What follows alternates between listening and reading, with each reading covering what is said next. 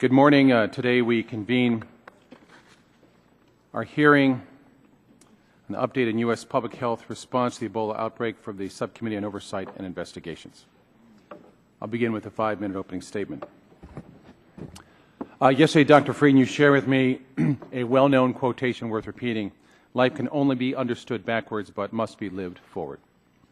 Today we will review the lessons learned so far from the Ebola epidemic in West Africa and the plan to move forward, as the administration asked taxpayers for $6.2 billion in new spending to fight this deadly outbreak. So I want to see a plan that is simple and direct. Number one, prevent Americans from contracting Ebola. 2, treat those who contract Ebola effectively. And 3, stop the spread of Ebola at its source in West Africa. On the side of Ebola, however, its goal is to spread, kill, mutate, and repeat. There's no cure or vaccine, so we have to work together to break the chain. The steps we must take begin with erecting a strong perimeter of defense. That's why I outlined 10 recommendations at our last hearing, which included a ban on non-essential commercial travel, a 21-day quarantine or isolation for those who have had hands-on treatment of an Ebola patient, upgrades and training for personal protective equipment, designating specific Ebola-ready medical centers, accelerate development of promising vaccines, drugs, and diagnostic tests, additional aircraft and vehicles capable of transporting American medical and military personnel who may have contracted Ebola back here for treatment, additional contact tracing and testing resources for public health agencies, and information for Congress regarding any resources needed. Some of these measures have been implemented, and others are still needing to occur. Our role here is to all work together to help define the mission and ensure the policies put forth are straightforward and flexible to accommodate the ever-changing nature of this Ebola outbreak. Like Occam's razor, the best solution is the simplest one with the fewest assumptions. As we've seen, missteps are caused by ignorance and arrogance. They are corrected by knowledge, humility, and honesty. Let's consider some of the false assumptions the federal government's response has been based upon. Any hospital could treat an Ebola patient. A negative Ebola test result means the patient doesn't have Ebola. But just this week, a physician from Sierra Leone died after being flown to Nebraska for emergency treatment after initial tests showed a negative result for the virus. His colleagues are now in quarantine, causing even greater anxiety in a medical profession that has already lost more than 500 to Ebola. Hospitals and healthcare workers would have some proper guidance on personal protective equipment. Self-isolation and quarantine orders aren't necessary, it was said. And CDC guidelines do not require a 3-week self-isolation period for healthcare professionals who have been treating Ebola patients in West Africa. It was said that these volunteers can return to work immediately. But the hospitals I talked to did not agree. I asked an ER doctor from my district about whether any of his colleagues volunteering in West Africa could come back to work immediately. He had a simple response, and I quote him, and he said they should stay away.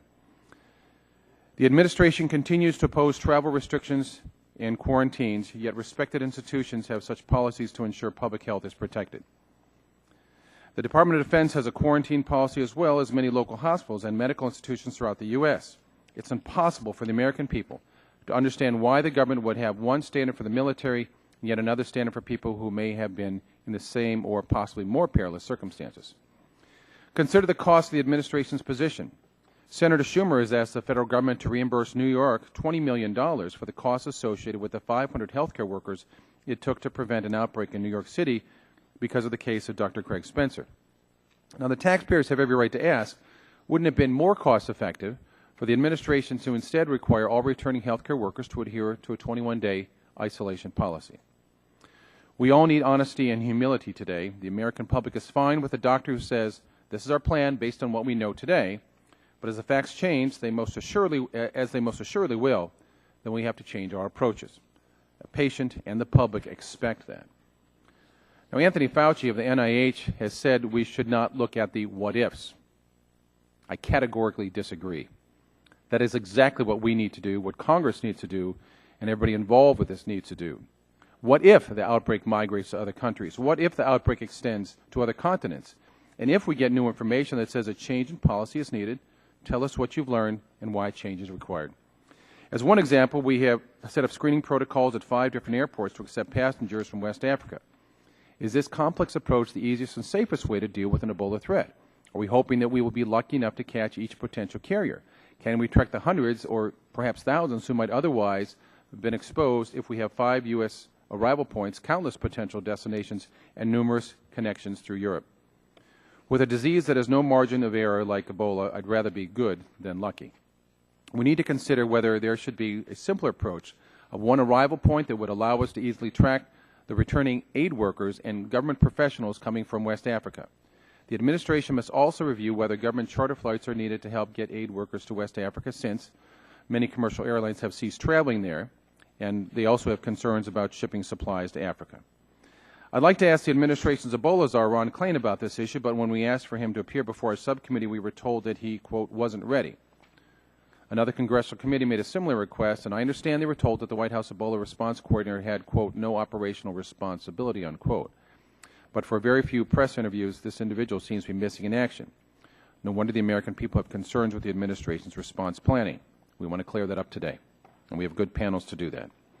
The public is given plans that keep changing from agencies that sometimes feel paralyzed, led by a czar who isn't ready against a disease that is killing more every day.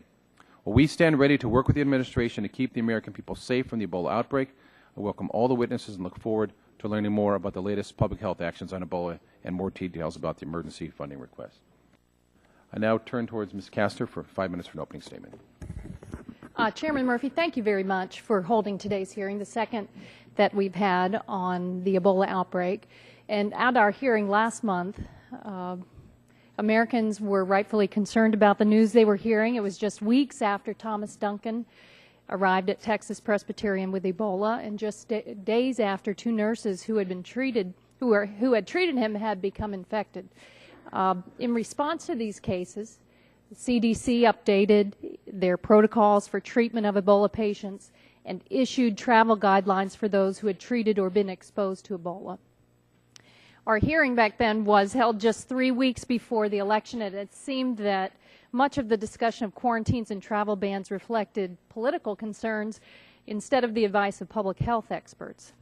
But today, when we look at where things stand with regard to domestic preparedness, we're in a much better place. No cases of Ebola have been transmitted to any member of the general public in the United States. With new procedures in place, and with the exception of Dr. Craig Spencer in New York, no individual has unknowingly entered the U.S. while affected with Ebola. Airport screening and new CDC monitoring guidelines implemented by state and local public health departments are in place, and we have successfully treated 8 Ebola patients that have entered U.S. hospitals. I want to give credit to these hospitals and healthcare professionals that have treated these patients. The professionals at Emory University, the NIH, the University of Nebraska Medical Center, Bellevue, and Texas Presbyterian. Their readiness has made a huge difference. And I want to welcome Dr. Gold from the University of Nebraska and thank him for sharing his expertise today. Unfortunately, the news from West Africa is not as good. While case counts in Liberia have slowed, there continue to be rapid increases in the number of Ebola cases in Sierra Leone and Guinea, and officials are now concerned about the appearance of Ebola in Mali. And that, Mr. Chairman, is why we need to continue to focus on the U.S. response in West Africa. It is a credit to our country that we are leading the effort to end the epidemic in West Africa, and the early results from Liberia indicate that our efforts and the efforts of our partner countries can make a real difference, but there is still much work to do. I want to acknowledge all of the medical professionals who are doing that work, and in particular say a few words about Dr. Martin Salia. We learned yesterday that Dr. Salia, who had been flown to Nebraska for treatment after developing Ebola while working in Sierra Leone, died from the disease. We send our condolences to his family and acknowledge his bravery and selflessness in helping fight this disease. West Africa is balanced on the edge, and if our efforts and the efforts of the World Health Organization are not successful, millions of people in these countries facing a looming humanitarian crisis will continue to suffer. And I am glad that Mr. Isaacs from Samaritan's Purse is here to give the perspective of the international aid community on the West African outbreak. Mr. Isaacs, your group and other groups like yours are doing difficult but critical work, and you deserve support. We're now in a much better position to address cases of Ebola that appear in the United States than we were a few months ago, and I appreciate Dr. Frieden, Dr. Lushniak, Dr. Lurie, and Dr. Lakey for joining us today to share lessons learned and tell us how we can continue to improve and move forward. And I'm also looking forward to the perspective of our witnesses on the administration's supplemental Ebola budget request. It's critical that Congress support this appropriations request. It would support domestic preparedness, help fortify 50 Ebola treatment centers nationwide. It would support the development of treatments and vaccines for Ebola, and it would support USAID and the U.S. military in their critical efforts to eliminate Ebola in West Africa. Mr. Chairman, I suspect that in the year to come we will have our share of discussions over the budget, but I know we all support the goals of the President's Ebola outbreak plan to combat it, and I hope we can move quickly to provide the requested appropriations. Thank you, and I yield back. General yields back. Now recognize the Vice Chair of the full committee, Ms. Blackburn, for 5 minutes. Thank you, Mr. Chairman. I appreciate the hearing, and I want to say welcome to all of our witnesses. We appreciate your time. I think we have to realize with the nearly 15,000 cases and over 5,000 deaths that this Ebola epidemic is the worst since the discovery of the virus in '76. And you need to look at what the precedent is there. 2,400 cases, known cases of Ebola prior to this outbreak. So we know that this is something that is going to be difficult and take some time to deal with, and we appreciate your efforts on that part. And there is a little bit of good news coming out of Liberia. There is also kind of a mixed bag of news that is coming out of the region, and it all leads us to look at the magnitude of the situation in front of us, as well as the human-to-human transmission of the virus, which has drawn attention to the need to be better prepared to keep Americans safe. And that is our goal. You know, most Americans believe it is the job of ASPR and the job of the CDC to keep Americans safe from infectious disease, and that all efforts need to be on the table when it comes to keeping Americans safe. Don't take anything off the table. The chairman mentioned some of those suggestions that were made at the last hearing. Indeed, yesterday I was at Fort Campbell with some of my troops who are over there now trying to build the hospitals and are training their medical personnel. And I think it is of concern to us that the administration has been opposed to travel bans and to quarantines, items that we think might work. Even the Institute of Medicine recently held a workshop where researchers raised a number of questions about the characteristics of the Ebola virus. They concluded, and I'm quoting, "Many of the current risk quarantine policies and public health mitigation measures could be better informed and more effective if the means and potential routes for transmission were more thoroughly characterized. Until we know more about the nature of the deadly virus, it seems prudent to keep all common sense measures on the table." And with that, I yield to Dr. Burgess. I thank the gentlelady for yielding. Thank our witnesses for being here today. Dr. Lakey, good to see you again. This epidemic will surely go down in history as one of the most serious public health, from a global perspective, one of the most serious public health crises of the last 100 years. At our last hearing, we had a great deal to discuss, and certainly many of the brave pronouncements from middle of September were found to be non-operational by the middle of October, and there were failures in dealing with this crisis. Certainly communication was lacking. Systems and protocols broke down, and provisions that we all thought were readily at hand were never in place to begin with. I hope we know better than to let this happen again. This summer's emergency, to me, emphasized one thing, and that's have a lot of humility when you're dealing with this virus, because it is difficult to predict.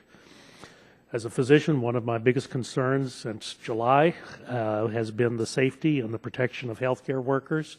I want to thank the CDC for always being responsive to my telephone calls over the last several months, and the various conference calls that we had over the summer were helpful. And I got to tell you something, until you have this damn thing in your backyard, it's just hard to estimate how it's going to affect daily life on so many levels. Sure, we had a hospital that was hurt by the crisis. We're probably lucky we didn't have more than one that was hurt. Trash collection, sewer treatment, school districts, everyone down the line was affected by having this virus in our area. So we do have to take great care and closely follow the epidemic in Western Africa. It is important that that be brought under control. I also have to tell you, I am grateful for the services of the hospitals that have handled the known Ebola patients, but I am much more worried about that unknown patient who could walk through an emergency room door at 3 o'clock tomorrow morning, unknown to anyone, unannounced, and provide the same set of circumstances that we've already been through. I'm not sure we've learned entirely the lessons. Thank you, Mr. Chairman. I'll yield back. Gentleman yields back. Now recognize the ranking member of the full committee, Mr. Waxman, for 5 minutes. Thank you, Mr. Chairman. I'm pleased you're holding this hearing. This is a very important topic, and it's appropriate for Congress to learn about it because the American people want to know what's happening and want some answers. But I picked up a couple comments from the other side about having humility, learning from what's happened, and hope we know better because of what we've learned. When we last had a hearing in October, there was a pronounced disconnect between what the public health experts were telling the committee and the rhetoric of some of the committee members. Some members called for quarantines and travel bans that experts had determined would be harmful. Some claimed that the administration's protocols for screening and tracking travelers wouldn't work. Some even insinuated that immigrants with Ebola would soon be crossing the southern border, or that Ebola had mutated and become transmissible by air. This is hysterical rhetoric. It certainly induces a great deal of fear. But, Mr. Chairman, none of these things were true. After 2 cases were transmitted in Texas, the Centers for Disease Control acted quickly and decisively to acknowledge the gaps and revise protocols. It's learned from its experiences. It has now been 33 days since our last Ebola hearing, and since then, not one case of Ebola has been transmitted in the United States. Only one traveler since then, Dr. Craig Spencer, has unknowingly brought a case of Ebola into the country, and it appears that our healthcare system responded effectively. Dr. Spencer knew how to immediately report his symptoms, was quickly isolated, and safely transported to a hospital equipped to treat a patient with Ebola, and his close contacts were monitored. The health experts told us that our public health measures could protect the public from Ebola, and it turns out, Mr. Chairman, they were right. So it's good that we have a chance today to show some humility and acknowledge that the fears that were expressed openly in this hearing at our last meeting were not justified. As I said in that first hearing, we should have a sense of urgency about the epidemic in Africa. There's a lot of work to be done to stop the ongoing humanitarian crisis there, and we should view the appearance of Ebola cases in the United States as a wake-up call about the need for us to invest in public health preparedness at the federal, state, and local levels. President Obama is trying to address these challenges, and we should support those efforts. Because if we don't stop Ebola in Africa, it could travel to other places. It could spread. So we've got to control the epidemic where it's happening.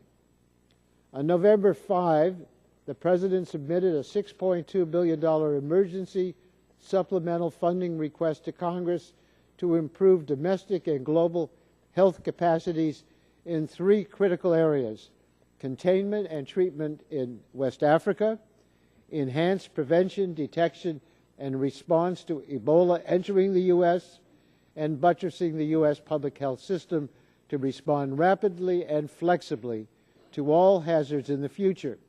It's critical, Mr. Chairman, that Congress support this request. There is ample precedent for an emergency public health supplemental appropriation of this magnitude.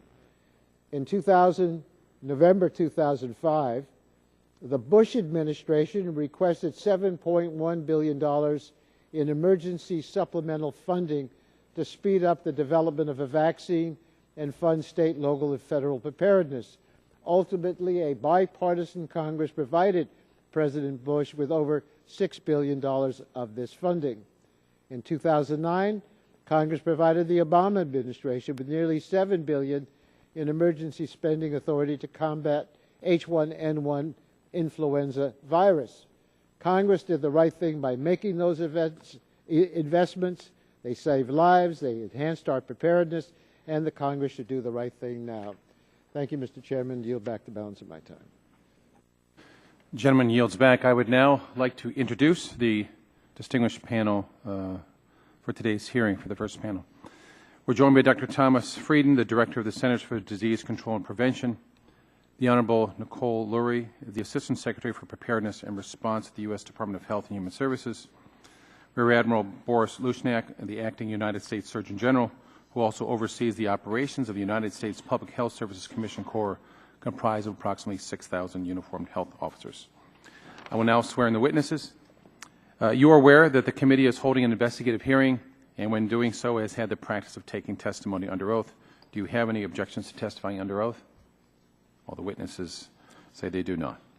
The Chair then advised you that under the rules of the House and the rules of the committee, you are entitled to be advised by counsel. Do you desire to be advised by counsel during your testimony today? All the panel waves that. In that case, if you all please rise and raise your right hand, I'll swear you in. You swear the testimony you're about to give is the truth, the whole truth, and nothing but the truth. Thank you. All the panelists have answered the affirmative. So now you are under oath and subject to the penalties set forth in Title 18, Section 1001 of the United States Code. You may now each give a 5-minute summary of your written statement. We'll start with you, Dr. Frieden. Thank you very much, Chairman Murphy, Congresswoman Castor, full committee ranking member Waxman, and the other members of the committee. We appreciate the opportunity to come before you today and discuss what's happened in the past month since the last hearing. In the basics of Ebola, we continue to see the pattern that we have seen over the past 4 decades. In fact, in the more than 400 contacts that we've traced in the U.S., we have not seen spread outside of that one incident in Dallas in the healthcare setting among more than 2,000 travelers who have been monitored since arriving from West Africa. We've seen a series with fevers, but none with Ebola.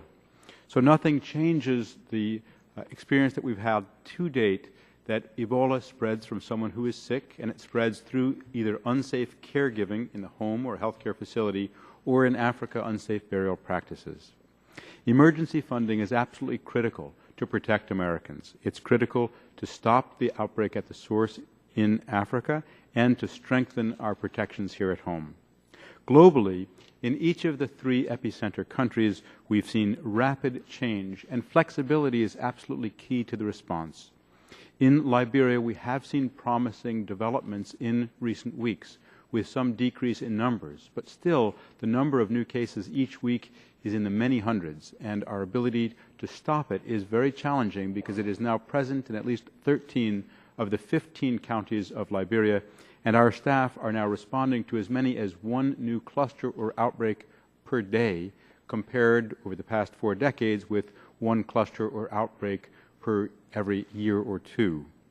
It's going to require a very intensive effort to trace each one of those chains of transmission and stop it so that we can end Ebola. In Sierra Leone, we're still seeing areas with widespread transmission, although some of the areas that have implemented the strategies we recommend have seen significant decreases as well. Guinea is in some ways the most interesting or concerning or instructive to look at because it shows what might happen in the future if we have progress in the first 2 countries. There is a challenge to trace each outbreak, each case, to reach each community and end the chains of transmission. That's why the emergency funding request outlines a comprehensive approach that's simple, straightforward, and focused, and approaches things by prevention, detection, response. three main categories. In West Africa, that prevention involves quarantine and screening, it involves infection control in hospitals and burials. It involves detection so that we find outbreaks promptly and strengthen surveillance and strengthen the ability of healthcare facilities and public health workers there to stop chains of transmission and response through core public health functions of contact tracing, training, infection control, public health education and outreach, and the use of rapid response teams. Globally, we're also seeing new threats with a cluster of cases in Mali. CDC has surged. We have 12 staff on the ground today in Mali. We were there before their first case, and they're now tracing more than 400 contacts, and we're helping them to do that and to test any who may have symptoms that could be Ebola. We also are aware that with the end of the rainy season, other parts of West Africa may experience an increase in travelers from the affected countries and may be at increased risk. The metaphor of a forest fire holds here, with the center burning still strongly, with a series of brush fires around the region, and with sparks that have the potential of igniting new sources and new challenges in the struggle against Ebola. Globally, the funding request also addresses the global health security aspect so that we can, with an emergency focus, stop the kind of vulnerabilities that keep other countries vulnerable and us vulnerable. Most of that, about 3/4 of the CDC component of that request, is to strengthen the warning systems, detection, laboratory networks, and others. There's also funds to respond rapidly and to prevent wherever possible. For the part of the funding request that covers the U.S., we have made progress. We're doing that through a series of levels, but each of those is going to require significant investments. Stopping it at the source in Africa, screening all travelers when they leave Africa, screening travelers when they arrive to the U.S., tracing each traveler for 21 days after they arrive here in all of the 50 states. The states have really stepped up and are doing an excellent job of that with CDC support and guidance, with excellent participation from Customs and Border Protection, which is now providing electronically collected data in just a question of hours to the states. We're seeing most states reaching 100% of travelers regularly, according to the information that they're reporting to us. So this is a relatively new program, but it's going smoothly. It is, however, working on borrowed dollars, and we will need funding from the emergency funding request to support this and other key measures of prevention, detection, and response within the U.S., public health systems, hospitals, laboratory networks, active monitoring, and more. Finally, I would emphasize that intensive public health action can stop Ebola. In Nigeria, they were able to surge and stop a cluster from spreading. Mali is now in the balance of whether it becomes the next Nigeria, having successfully contained a cluster, or the next Liberia or Sierra Leone with widespread transmission. This is a real warning that we must not let down our guard. The shifts and the changes in the epidemiology in Africa are just an emphasis of the need for a rapid and effective response, and emphasize that the only way to protect us in the U.S. is to stop it at the source and to build those systems both in Africa and in the U.S. that will find, stop, and prevent Ebola and other infectious disease threats. Thank you very much. Thank you. Dr. Lurie, you're recognized for 5 minutes. Great. Good afternoon, Chairman Murphy, Member Castor, and other members of the committee. I'm Dr. Nicole Lurie, the Assistant Secretary for Preparedness Response, or ASPR, at HHS. I appreciate the opportunity to talk to you today about actions that ASPR has taken to enhance our national preparedness and strengthen our resilience to public health threats. While it's essential that we continue to focus on controlling the Ebola outbreak in West Africa, we also have a critical responsibility to protect our country from this disease. Today, I'll highlight 3 areas in which ASPR's work is critical to our domestic response. First, the Biomedical Advanced Research and Development Authority, or BARDA, building on its previous successes in medical countermeasure development, is speeding the development, testing, and manufacture of Ebola vaccines and treatments. Second, the Hospital Preparedness Program has, since the beginning of this outbreak, been preparing hospitals and first responders to recognize and treat patients with suspected Ebola. And third, our federal resources and responders, whether the National Disaster Medical System, the Medical Reserve Corps, or the Public Health Service, stand ready to support a comprehensive response should it be needed in the coming months. BARDA, in coordination with other medical countermeasure partners, has a great track record in expanding the medical countermeasures pipeline and building needing infrastructure to do so.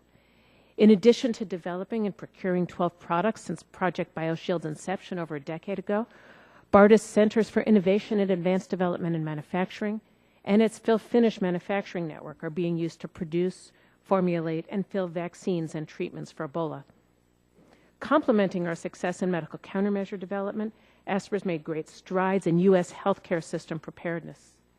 HPP, or Hospital Preparedness Program investments, have fostered an increased level of preparedness throughout communities in this country, decreased reliance on federal aid following disasters. In the last several years, HPP awardees have demonstrated their ability to respond to and quickly recover from disasters, including tornadoes, floods, hurricanes, and fungal meningitis from contaminated steroids. Through HPP, ASPR is actively engaged in Ebola preparedness by developing and disseminating information, guidance, and checklists, and serving as a clearinghouse for lessons learned. Together with CDC, we've launched an aggressive outreach and education campaign that's now reached well over 360,000 people through webinars and national calls, including with public health officials, hospital executives, frontline healthcare workers, and others across the U.S. My office, along with the CDC, continues to recruit hospitals willing and able to provide definitive care to patients with Ebola in the United States. Concurrently, we're working with personal protective equipment manufacturers to coordinate supply and distribution, and are working with HPP-funded healthcare coalitions to collaboratively assess needs and share supplies across communities. The likelihood of a significant Ebola outbreak in the United States is quite small, but ASPR, HHS, and our interagency partners are, as you know, part of a coordinated whole-of-government response, a response that extends on the one hand to West Africa and on the other through state and local governments to hospitals and communities throughout the United States. As is typical for other emergencies and disasters, ASPR is responsible for public health and medical services and coordinates federal assistance to supplement state, local, territorial, and tribal resources in response to public health and medical care needs during emergencies. I'd like to close with an overview of the recent emergency funding request from the administration that includes $2.43 billion for HHS. ASPR's request supports two major components: BARDA's product development efforts and HPP's preparedness initiatives. Specifically, funding will support development of an Ebola vaccine and therapeutic candidates, clinical trials, and commercial-scale manufacturing.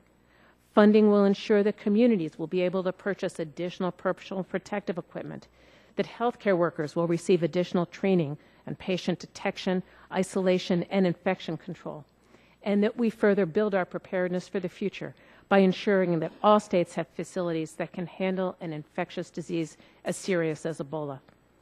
Mr. Chairman and members of the committee, the top priority of my office is protecting the health of Americans. I can assure you that my team, the department, and our partners have been working and continue to work to ensure our nation is prepared to respond to threats like Ebola. I thank you for this opportunity to address these issues and welcome your questions. Thank you. And now, Dr. Lushniak, you're recognized for 5 minutes. Great. Thank you so much for this opportunity, Chairman Murphy, Member Castor, members of the Oversight and Investigation Subcommittee. And thanks again for having us here to testify about the U.S. Public Health Service Commission Corps and its role in responding to the Ebola outbreak in West Africa. I'm here to provide information to you about what the Office of the Surgeon General, and specifically the United States Public Health Service Commission Corps, has contributed to this U.S. government-wide effort to stop the spread of Ebola virus disease, in essence where it began, in West Africa. The Commission Corps of the U.S. Public Health Service is made up of 6,700 uniformed officers. They're assigned to 26 different departments and agencies of the federal government, serving in 800 locations worldwide. I'm very proud of this group of officers. They're highly trained, mobile, medical and public health professionals, operating under the departmental leadership of the Secretary of Health and Human Services and the day-to-day oversight of the Surgeon General and the Assistant Secretary for Health. Commission Corps is one of the 7 uniformed services of our nation, the only uniformed service of its kind in the world. It's an unarmed uniformed service dedicated to a public health mission and to medical care for underserved and vulnerable populations. The mission of the Corps is to protect, promote, and advance the health and safety of the nation. For 125 years, this is an anniversary year for us, Corps officers have been the government's dependable resource for health expertise and public health emergency services, working closely with the ASPR in times of war in the past and other national or international emergencies. Corps officers, like officers in other of our sister services, can be deployed at a moment's notice anywhere in the world to meet the needs of the President, the HHS, to address needs related to the well-being, security, and defense of the United States. We've had a long history of doing this, protecting the health and safety of the nation by addressing infectious disease overseas, smallpox as an example, polio, now Ebola. To ensure that we can meet the mandate to respond rapidly to urgent or emergency public health care needs around the globe, the Corps has established a tiered response system composed of 41 different general as well as specialty response teams. We've deployed in the past to events ranging from terrorist events, 9/11, the Boston bombings, anthrax, natural disasters, hurricanes, Katrina, Rita, Wilma, and Sandy, humanitarian assistance in Haiti, Indian Ocean tsunami, reconstruction and stabilization in Iraq and Afghanistan, public health crisis, H1N1, suicide clusters on Indian reservations, to hospital infrastructure rescue in the Mariana Islands. Over the past 10 years, the Corps has undertaken over 15,000 officer deployments in support of nearly 500 distinct missions and events. Corps officers now are currently operating in both the United States and in West Africa in clinical, epidemiological, education, management, liaison roles, supporting the Department of Health and Human Services, as well as working under the auspices of the Centers for Disease Control and Prevention. We have 900 officers stationed with the CDC. One critical element of the department's plan for combating the Ebola outbreak targets the ongoing need for healthcare personnel in the Ebola-affected countries. The United Nations estimated that 1,000 international healthcare workers would be needed on the ground in West Africa to bring the outbreak to an end. There's a wide consensus that in order to create conditions that will encourage both West African and international healthcare workers to contribute, yes, their time and skill to contain and ultimately end the Ebola outbreak, it is essential to establish a dedicated facility to provide high-level care for those healthcare workers should they become infected with the virus. In support of this objective, the Corps has deployed trained clinicians, physicians, nurses, behavioral health specialists, infection control officers, pharmacists, laboratory workers, administrative management personnel to Liberia to staff the Monrovia Medical Unit, the MMU. This is a U.S. government-funded 25-bed hospital that has been configured to function as an Ebola treatment unit. It provides advanced Ebola treatment to Liberian and international healthcare workers and to non-governmental organizations and UN personnel involved in the Ebola response. DOD, the State Department, USAID have provided invaluable support for this mission. It is being carried out with the full cooperation of the Liberian government and its Ministry of Health. Corps officers, the first team of the United States Public Health Service Commission Corps officers completed 1 week of advanced training in Alabama in October. They arrived in Liberia on October 27th. The full complement is staffing of 70 Corps officers, each of whom voluntarily accepted this assignment to provide direct care for Ebola patients. Additional training was completed in Liberia with support of NGOs such as Médecins Sans Frontières and the International Medical Corps. We have the equipment. We've gone through safety, clinical care, and management protocols. On November 12th, the MMU accepted its first patient, a Liberian healthcare worker. Today, the fourth patient is soon to be admitted. 4 overlapping teams of 70 officers will be scheduled for rotations of approximately 60-day deployments for an estimated 6 months of operations at this MMU. In conclusion, the safety of our personnel is our highest priority. We're making every effort to ensure that all Corps officers on the ground are working in an environment that will minimize any risk to their personal safety and security, following guidance from the CDC. To ensure the safety of our officers, their families, friends, co-workers, and the communities in which they live, work, and play, upon return, officers will undergo exposure risk assessment and, as indicated, be monitored by public health authorities. We look forward to welcoming home our personnel returning from this mission, providing them support and thanking them for the extraordinary efforts on behalf of the nation and peoples of West Africa. Thank you, Mr. Chairman, other members and members of the subcommittee, and I'll be happy to answer your questions at this time. Thank you, Doctor. I'll now yield, authorize myself 5 minutes for questions for our panel. Dr. Frieden, so in the weeks that you've been dealing with this in the United States, can you highlight perhaps the top 3 things, lessons learned and modified from this that could give the public assurances that you're adapting as need be? The most important principle that we are following in Ebola control is to find out as quickly as possible, as definitively as possible, what works, and then to implement that, both on the ground in West Africa and in the U.S. What we found is that treating Ebola in the U.S. is difficult. The 2 infections in Dallas were an indication of that, and we immediately moved to add a margin of safety to our guidelines for infection control and personal protective equipment. We also have put into place multiple levels of protection. Our top priority is protecting Americans, and we do that through control at the source in Africa, screening on exit, screening on entry, and the active monitoring program, as well as work with individual hospitals and health departments. We have something called rapid Ebola preparedness teams that have now visited more than 30 hospitals in more than 10 states to get those hospitals ready for the next Ebola case if one occurs. And actually a team had been to Bellevue before Dr. Spencer even became ill. Okay. So that rapid response is key, and rapid adjustment as we learn more about Ebola and Ebola in the U.S. Okay, I want to get back to that hospitals issue in a minute here. Dr. Lurie, on August of 2014, under Section 564B of the Food and Drug Cosmetic Act, Secretary Burwell declared that circumstances exist justifying the authorization of emergency use of in vitro diagnostics for detection of the Ebola virus. Did you help advise Secretary Burwell of that declaration? Do you recall? Yes. Okay.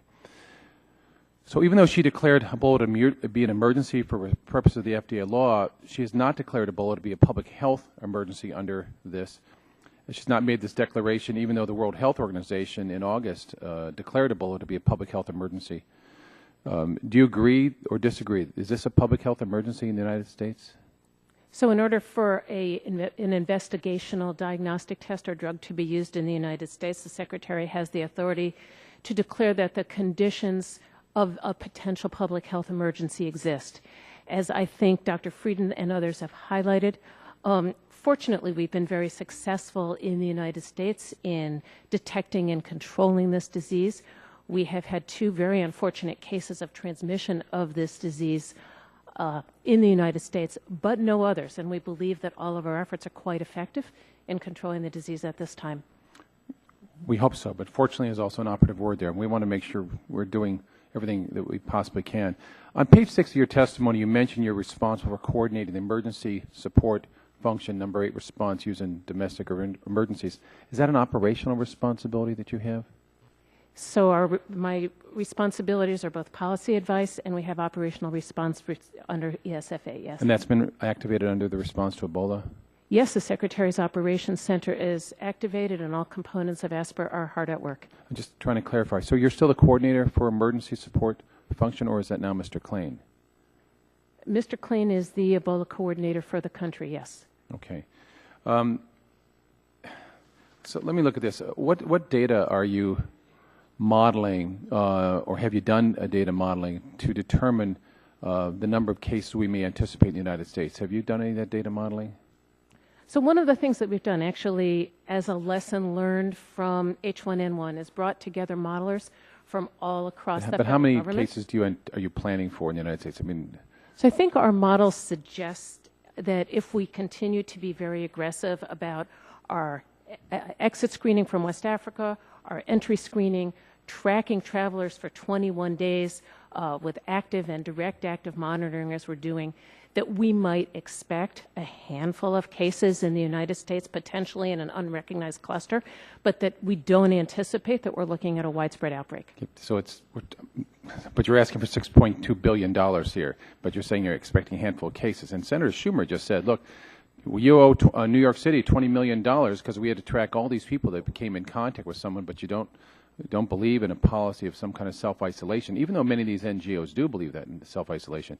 So there's a disconnect here. Expect a handful of cases, don't expect more, but asking for 50 hospitals to be prepared throughout the United States, but help me understand where the $6.2 billion. Happy to. I don't think that there's really a disconnect at all. Our strategy for hospital preparedness looks first at being sure that beyond the biocontainment facilities at Emory in Nebraska and NIH, we have good, strong hospital capacity to recognize and treat through the entire course of illness an Ebola patient. First in the 5 cities where all passengers are being funneled. A next ring of hospitals is needed for geographic dispersion around the country to places where travelers are most likely to go, and that is a pretty good range of states now throughout the country. One of the things that we've learned, and you had asked Dr. Frieden about lessons learned, is that Mother Nature always has the upper hand. That means that we have to think about what's next after Ebola. Ebola has taught us that we really need high containment facilities. So far, our planning has been for pandemic preparedness on something that's airborne like pandemic flu. The containment needs, the infection control needs for something like Ebola are very, very different.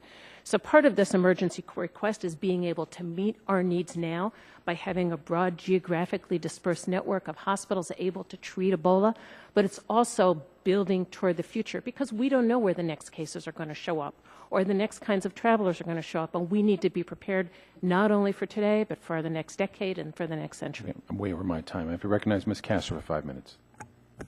Thank you very much. On November 5th, the President requested $6.2 billion from Congress to enhance the U.S.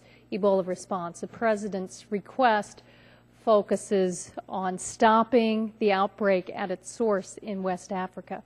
Dr. Frieden, in your testimony, you said you were focused in West Africa on prevention, detection, and response. Can you go into greater detail? The President's request designates $603 million to CDC for international response efforts. Discuss how these funds would specifically be used. Thank you very much. Our approach would be on the prevention side to implement and strengthen quarantine and screening procedures so that those can be continued long-term and individuals with Ebola or potentially exposed to Ebola would be isolated, traced, and then promptly isolated if they become ill. Second, on the prevention side is infection control. This is an enormous challenge for West Africa because each of the facilities caring for patients needs to think of the possibility of Ebola in a country, in countries where malaria is endemic and where the symptoms of malaria and Ebola are not easily distinguishable. So that prevention is infection control, quarantine.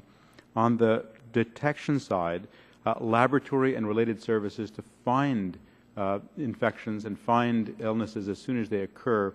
That relates to some of the U.S. funding, which would allow us to work with companies and other parts of the U.S. government to optimize some of the testing modalities.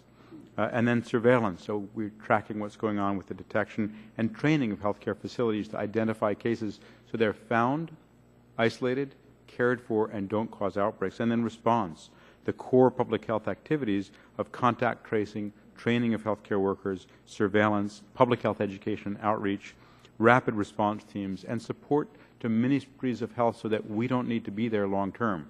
So we're training people to do the kind of prevention, detection, response that we're doing now. What, if any, public health infrastructure was in place in West Africa There were beforehand? very weak systems in place prior to this, public health or health care, really a shortage of trained workers. So part of our effort is to build up those systems so that they can continue that for many years to come. Okay, and the budget request also would direct $1.98 billion to USAID, $112 million to the Department of Defense, and $127 million to the Department of State. Can you go through how funding to those agencies would assist in the broader effort? I would have to refer you to them for the details, but in general, USAID is coordinating under the DART, or Disaster Assistance Response Team process, and they're enlisting many partners within countries, for example, for burial teams, which now exist all over Liberia and are rapidly and safely and respectfully collecting human remains of people who may have died from Ebola. We're also addressing some of the critically important areas of supporting development in areas like the Guinea Forest region, where there's a lot of resistance and some resentment, and services in that region are going to be very important in allowing us to get in and do Ebola control. Okay. Dr. Lushniak, how would the supplemental funding assist the Public Health Service in their work in West Africa? I think to a large extent, certainly running the Monrovia Medical Unit, it's supported by multiple agencies. Within the Department of Health and Human Services, certainly the supplement will assist us in that endeavor. DOD plays a key partnership role. They're really supplying us with other equipment, supplies, a lot of the logistical support on the ground. USAID, as mentioned by Dr. Frieden, is really out there also pushing ahead. And so, from our perspective, is that to have a continuous presence on the ground, and we strongly believe that this mission is important, as I do, which is providing that medical care to healthcare workers, that the supplemental will assure a success of that mission.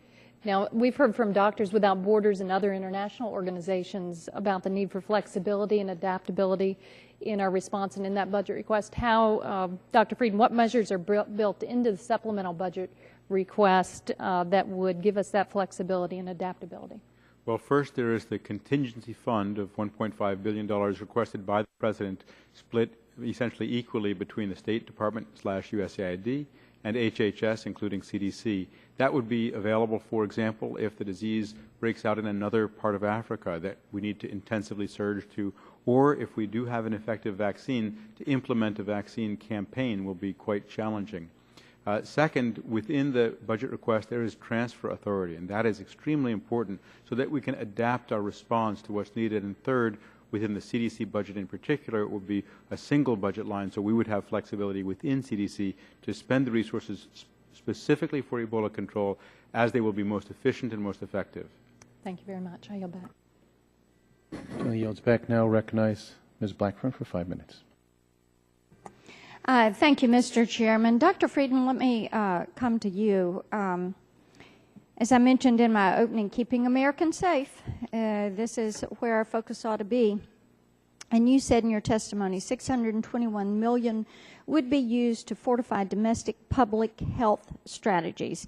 And you didn't mention the managing of waste products from patients with Ebola. And according to the Institutes of Medicine report from earlier this month, a patient with Ebola generates 30 to 40 times more medical waste than another patient. The report also states there is limited ability to handle Ebola medical waste in the U.S. So I've got a couple of questions. I can take a yes or no answer on these and be very happy with that. It'll help us move quickly.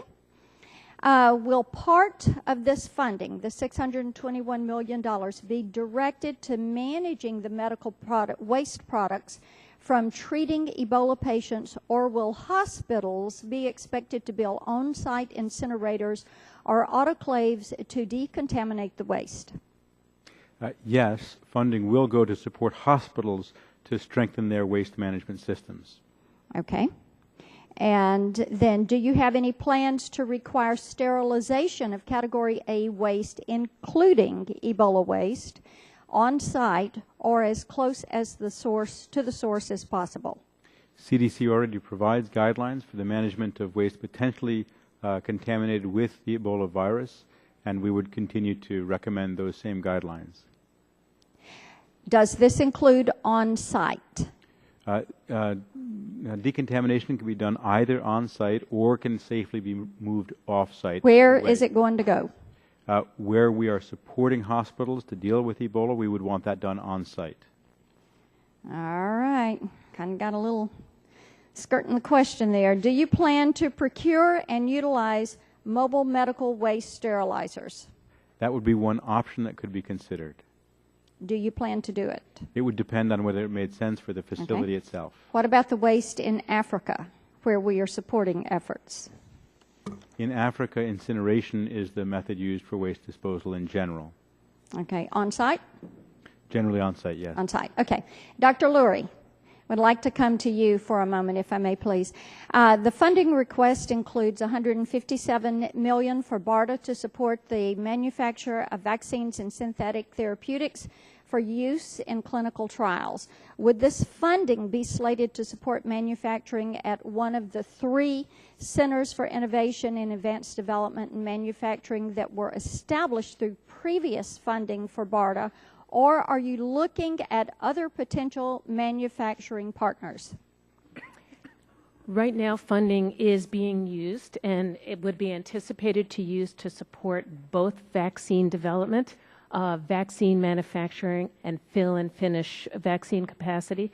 Also, the continued capacity and fill and finish of therapeutic products such as ZMapp.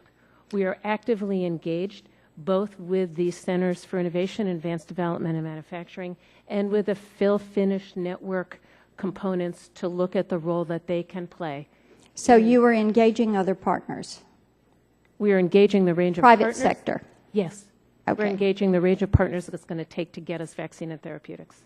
Okay. Well, we had read Secretary Burwell's testimony last week, as I'm sure you have, from the Senate Appropriations Committee, and it seems as if the funding for BARDA would go to manufacturing quantities of those products that undergo successful early development at NIH. And we know there are several private companies who have committed significant resources to develop treatments or vaccines for Ebola, and we want to make certain that those companies are involved in processes going forward. So it is my understanding you're saying you plan to include them and invite them.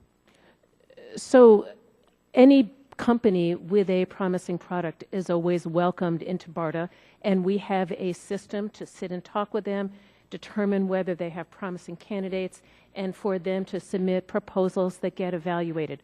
What I can tell you in this sense is that it's generally NIH's role to support the early development of products. It's BARDA's role to support the advanced development of products, and BARDA is and will continue to support the advanced development of both vaccines and therapeutics, and to get them scaled up so that if they work, they can be used in a mass vaccination campaign or in therapies. Thank you. I yield back. Gentleman yields back. Now recognize Mr. Waxman for 5 minutes. Thank you, Mr. Chairman. Dr. Frieden, you and a number of other experts have said numerous times, and you said it here today, the key to protecting Americans from Ebola is stopping the disease at its source in West Africa. Can you explain the approach being taken in West Africa to contain the spread of this disease? In brief, to identify patients who have Ebola promptly, get them isolated and cared for safely, and in the event that individuals die, have them buried respectfully and safely without spreading disease, to turn off those two main drivers of the infection, unsafe care and unsafe burial. That's what we've done till date in every outbreak until now, but the size, scale, and speed required now remains daunting, with instead of dozens or a handful of cases, still hundreds or thousands of cases to deal with. So would you say the approach is working, but the epidemic is moving too quickly to keep up with the amount of cases? I think the decrease in cases in some areas within West Africa is proof of principle that the approach works, but we're still very far from the finish line. Mm-hmm.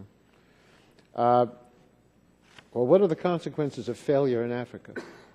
If we're not able to stop the Ebola epidemic in West Africa, the risks are very high that it would spread to other parts of Africa because of travel within Africa. If that were to occur, then it could be a matter of many years before we would be able to control it, and the threat to the U.S. and other countries would be proportionately greater. Well, some people say if that's the concern, why don't we just seal off Africa, not let people travel here from Africa? Would that solve the problem? From the standpoint of public health, we look at, first and foremost, protecting Americans from risk, protecting Americans from threats. And currently we have systems in place that trace each person who leaves one of the 3 affected countries, each person who arrives to the U.S. and follows them for 21 days. We've already had people develop fever who've called up the health department with the 24/7 number that we provided to them and have been safely transported and safely cared for and have ruled out for Ebola. But those systems rely on knowing where people are coming from and how they're getting here. The President's asked for more money in the supplemental budget. Big portion of that's going to go to our efforts in Africa to try to stop and contain this disease. But some of that money is going to be used right here in the United States to enhance U.S. government response to the Ebola outbreak. The request includes $621 million for CDC for domestic Ebola response. Can you give a brief summary of what programs and initiatives are covered by this funding? Thank you. These would allow us to work with states so that all travelers are traced on a daily basis, and if they become ill, are promptly and safely taken to a facility that's ready to care for them. They would result in safer hospitals, not just from Ebola, but also other infectious disease threats. There is a small research component that would allow us to implement a vaccine trial, probably in Sierra Leone in the coming months, to determine whether vaccination works. Other research would help us with rapid diagnostics so that we could detect more rapidly if someone became ill. We also would support all jurisdictions to be better prepared for Ebola and other infectious disease threats, have safer hospitals, more rapid response, and work very closely with the state, between the state and the hospital systems within the state on infection control generally, Ebola and other deadly threats, specifically working very closely with the funding for ASPR and other parts of hospital preparedness. Well, it seems to me that it shouldn't be partisan in any way for us to give the grant of money the President's requested to deal with this terrible epidemic in Africa and to protect Americans as well. And the request is quite balanced in helping us deal with the situation as we now have it. And in past times, we've always had bipartisan support. But talking about here in the United States, what if we had a pandemic flu? That would certainly be a lot more dangerous because of how fast it could spread. Would these funds help us to deal with that? And secondly, are we prepared for a pandemic flu? Do we have a stockpile of the medications? And are we ready? As you said, we don't know what will come next, but if that happened, are we ready for it? We always work to be better prepared today than we were yesterday and better prepared tomorrow than we are today. A pandemic of influenza remains one of the most concerning possibilities in all of infectious disease threats. The funding in the emergency supplemental, the emergency funding request would assist this country, health departments, hospitals, the healthcare system, the public, to be better prepared for Ebola and other infectious disease threats, such as the pandemic influenza, yes. Thank you. Thank you, Mr. Chairman. You now recognize Dr. Burgess for 5 minutes. Thank you, Mr. Chairman. Before I start my questioning, I would like to submit for the record this document from the American Hospital Association for the record for today's hearing. Without objection. And Dr. Frieden, the administration's additional funding request states that money will go toward 50 Ebola treatment centers throughout the United States. Some states, Texas, has already started to designate sites on their own. So will state-designated centers be included in that number 50, or will that be in addition to? I'll comment, and Dr. Lurie may want to continue. Our approach is to strengthen the statewide systems. It would be the states that would be responsible for, in collaboration and communication with hospitals, determining which hospitals would be used. But what we've asked each state to do is 4 things related to the active monitoring program. First, establish the program including information flow from the state health department to local health departments. Second, establish a 24/7 hotline for any traveler or anyone who thinks they may have Ebola to call so that they can be safely managed. Third, establish safe transport between wherever that person calls from and the facility that the state has decided will be the facility to assess them or treat them for Ebola. And the fourth is to work with their hospitals to identify facilities that are able to do that assessment and treatment. Let me just add, it would be great if you had a 24/7 hotline for hospitals when they find that that suspected patient is on their doorstep at 3 o'clock in the morning. But Dr. Lurie, let me ask you the same question. The 50 centers that are designated in the President's budget request, is that in addition to the state-designated centers? Or would those 2 state-designated centers in Texas fall under the purview of the 50 centers that President Obama is describing? So as Dr. Frieden said, our process and our plans have been to work through the states to identify facilities. The process works basically. So make it really simple. The two centers that Governor Perry has designated the state of Texas, do those fall under the parameters of what the President's budget request as it exists today? The funding will go to the states, and the states, in conjunction with the hospitals, will determine which of the hospitals will serve as infectious disease containment centers or the Ebola treatment centers. I guess that's as close as I'm going to get to an answer. Let me just ask you a question. Dr. Leary, do you report to Ron Klain? Is that someone now who is in the hierarchical reporting structure that you have? Is he a person to whom you report? I report to the Secretary, and I interface with Mr. Klain on a very regular basis. Well, in your testimony, you say that under the National Response Framework, my office, your office, is responsible for coordinating the Emergency Support Function Number 8 response, which is listed here. So where does Mr. Klain's responsibility fall in the Emergency Support Function Number 8? So during different kinds of events in the United States, whether they're national disasters or whether they're other kinds of emergencies, either FEMA is activated, and as it is for hurricanes and floods, and I know we've worked together in Texas on a number of those things, FEMA is activated, and Emergency Support Function Number 8, Public Health and Medical Services, are activated under that framework. In other kinds of emergencies... Let me just interrupt for a minute. And that is under the coordination and control of Secretary Burwell. Is that correct? Emergency Support Function 8, yes.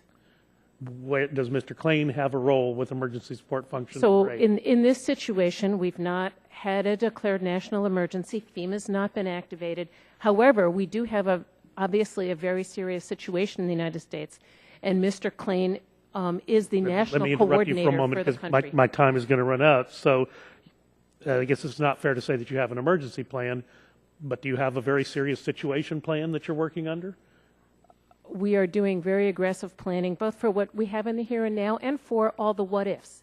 And we work across HHS and with all of the rest of the components of the federal government on that what-if planning. And I'm going to assume that you will be able to make the details of that plan available to the committee staff? It is continues to be in draft. We continue to work through the what-ifs with our partners across government. Yes. Well, yes was the answer. You will. Yes, we can. When we have the rest of the plan together, it's something that's a whole of government plan. It's not an HHS plan. Okay. Well, it's time. And then, Dr. Frieden, I just have to ask you. I mean, we had 2 nurses that worked at Presbyterian Hospital that were infected. I'm just got to tell you, when you get that call at 2 o'clock on a Sunday morning that a nurse has been infected, you don't have a lot of confidence that things are working the way they were outlined. Do you have any insight as to how those 2 nurses became infected and what we can do to protect our healthcare workers going forward? While we don't know definitively how those infections occurred, the evidence points to them having been infected in the first 48 hours after Mr. Duncan was admitted to the hospital before his diagnosis was confirmed.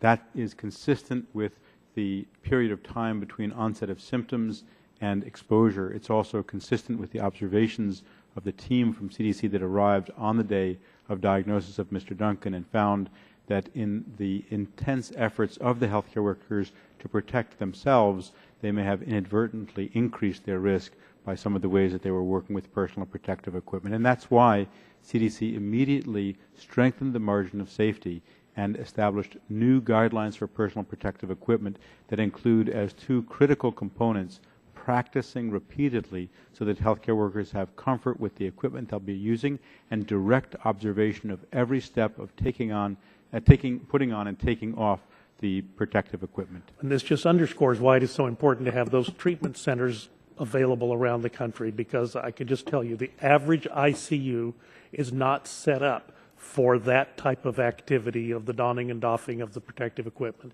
I also have a problem with the time frame that you just enumerated because Mr. Duncan's family never became symptomatic, and I would suspect it's later in the course when he was throwing off really massive amounts of viral particles where the greater risk for exposure to those healthcare workers occurred. But I'm sure you and I will have future discussions about that. I'll yield back. Yeah, and just to clarify, Dr. Fried, during that time, Mr. Duncan, at what point did he actually disclose that he had been in Western Africa and been exposed to Ebola? My understanding is that he disclosed that he was from West Africa on the earlier emergency department visit, which started on the 25th of September. He was admitted on the 28th of September. Okay, thank you. Now, Mr. Green's recognized for 5 minutes. Thank you, Mr. Chairman. To follow up my colleague from Texas, I know our state has designated 2 locations, but about 2 months ago, I was at the Texas Medical Center in Houston, and there was some interest in it on trying to do that too. And that may not be one of the 2 locations that the governor has designated. But I have a question later for Dr. Gold from the University of Nebraska, how it was unique that University of Nebraska created that facility there and how it happened. But let me get to my questions for you, Dr. Friedman. What is the process and timeline for updating and communicating changes to protocols to local healthcare providers? Because we know, and there was an issue about that last month, is what is the process or have the processes changed at the CDC to where, from what we did, say, in October? With respect to CDC guidelines, we use the latest data, information, and experience to develop guidelines. We consult widely with affected parties to get input, and then as soon as we have a clear set of guidelines that we communicate, we then disseminate those through a wide variety of networks. What we've learned from the failure is isolation and personnel protection from the experience at Texas Presbyterian. How are these lessons being shared with other hospitals so we can avoid the same errors? And again, the feeling that somebody shows up at 3 o'clock at one of my not-for-profit hospitals in an urban Houston, how are they going to be able to deal with something like that? We're dealing with this from both sides of the equation. First, the patient side. And what we've done is for every single person coming from West Africa, they're greeted, they're asked detailed questions, their temperature is taken, and they're provided a care kit that includes a thermometer, a log for taking their temperature, a wallet card with a 24/7 number to call. And we've already had multiple times in the past few weeks individuals take their temperature, find that they had an elevated temperature, call that number, be safely transported to and safely cared for in a facility.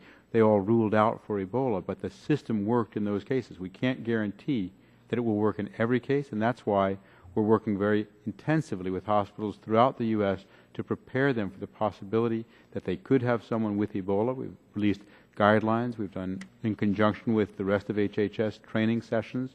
We've had hospital visits by rapid Ebola preparedness teams to more than 30 hospitals, more than 10 states, and we'll continue to work intensively with the healthcare system so that they're increasingly well prepared to address a possible case of Ebola. The CDC is not a regulatory agency. How can you provide clarity over the CDC's authority and responsibilities in setting and enforcement of these protocols? Do you have any authority enforcement over hospital settings? CDC provides guidelines and information. We provide tools and feedback to facilities. We do not regulate in this area. That would be up to other entities within the federal and state governments. Okay, thank you. Dr. Lori, without a commercial market, the development and manufacture of many medical countermeasures like those against Ebola and other infectious diseases require public-private partnership. Congress recognized this when it created the Project BioShield, successfully driving innovation by providing a stable source of funding so that a reliable market for medical countermeasures was in place.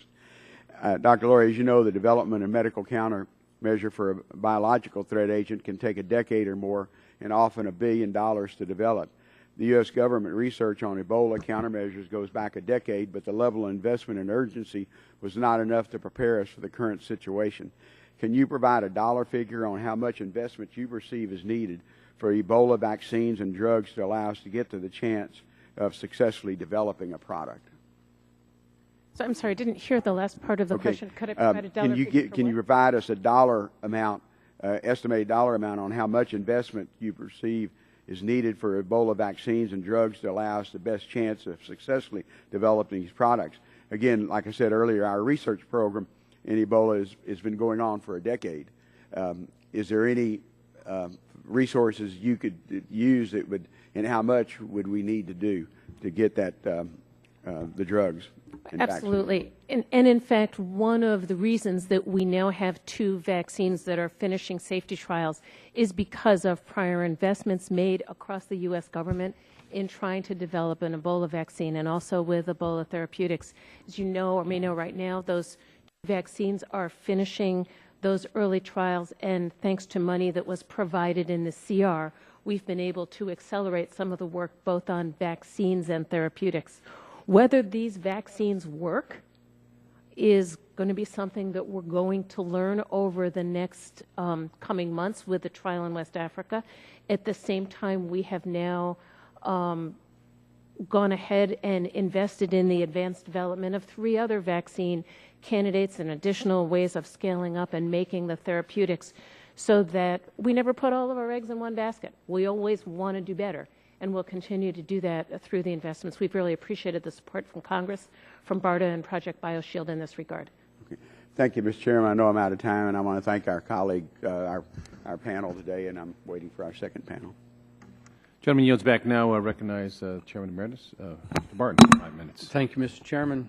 And, Congressman Green didn't want to brag, but he has a family member who's very active in this up at Nebraska, and we appreciate his family being on the front lines, and I'm sure I think it's your daughter, isn't it your daughter that works up there? So we want to welcome our witnesses, and on the second panel, Dr. Lakey from Texas, we're glad that you're here. My first question I'm going to ask the Rear Admiral, the Acting Surgeon General. I believe that we should treat this first and foremost as a health issue and not as any other kind of an issue. And it puzzles me that we have not really effectively put in a travel ban from West Africa. I know we've alerted people and all of that, but when we had the hearing down in Dallas, Fort Worth at the airport, the answer we got was because we need to send personnel over there, we don't want to prevent people traveling to here. As a pure public health official, as a Surgeon General, why would we not put in a true quarantine and just flat prevent any travel from West Africa? Well, certainly, as stated, and I have a strong belief in this, is that currently as we have it, the idea of having a travel ban prohibits all travel. To some extent, there is that sense of travel of healthcare workers to Western Africa, and I stated earlier, the real resolution to this issue is solving the problem in West Africa. But at the same time, instilling a travel ban has a total loss of control of who enters and how they enter this country. And as Dr. Frieden stated earlier, we've set up these systems. The systems that are in place right now allow us to know where people are coming from. It allows us to track them appropriately through the public health endeavors at the state and local level, and to be able ultimately to follow them appropriately, to be able to intervene if symptoms appear, and then be able to direct them, detect them appropriately, and to instill the right response for that. So right now, as the system works, as the Acting Surgeon General, I find that the appropriate course of action. Okay.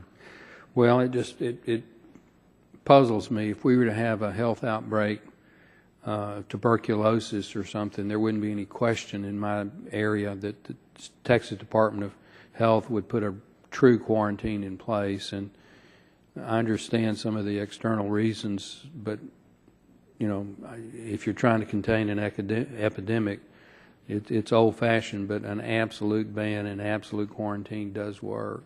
I want to ask Dr. Frieden, there's been some concern that perhaps we don't really know how this disease is transmitted, and unless something's come out very recently, some of the individuals in Texas that were potentially infected and put on the watch list had no apparent means of transmission, yet they were symptomatic. Is your agency conducting any research right now to see if perhaps there might be more methods of transmission than we think exist today? We do a broad variety of research specifically on Ebola and on the public health spread and epidemiology of it. The 2 infections that occurred in this country of the 2 nurses at Texas Presbyterian are infections that occurred at a time when Mr. Duncan was highly infectious. He had production of large quantities of highly infectious material through diarrhea and vomiting, and that would be our leading explanation of how they're most likely to have been infected, although we do not know for certain. We describe what we see, and what we see in Africa is that people become infected by caring for or touching someone who's either very ill with Ebola or who has died from it. And when we analyze the amount of virus in a patient's body, it goes from undetectable when they're exposed but not ill to very small quantities when they first become ill. And then as they get sicker, the quantities increase enormously. And if someone dies from Ebola, the quantities are quite large of infectious material. As a medical professional yourself, what's your confidence level that there is no other method of transmission than we know about today? In other words, are you 100% certain that there's no other way? Are you 70% certain? In medicine, we say never say never. So I would not be surprised if there were unusual occurrences of spread from a variety of ways. But the way it is spreading by and large in Africa, the way it's spread here, and the risk to people here are by those two main mechanisms of touching body fluids of someone very ill. I will mention that one of the things that we looked at in our new guidance in the U.S. is what is done in U.S. healthcare facilities. Very different from what's done in African healthcare facilities. There's more hands-on nursing care. There may be artificial respiration or ventilation of someone, and that may generate infectious particles, and that's why we've strengthened the level of respiratory protection in our personal protective equipment guidelines. Thank you, Mr. Chairman. My time's expired. Thank you. Now recognize Mr. Braley for 5 minutes.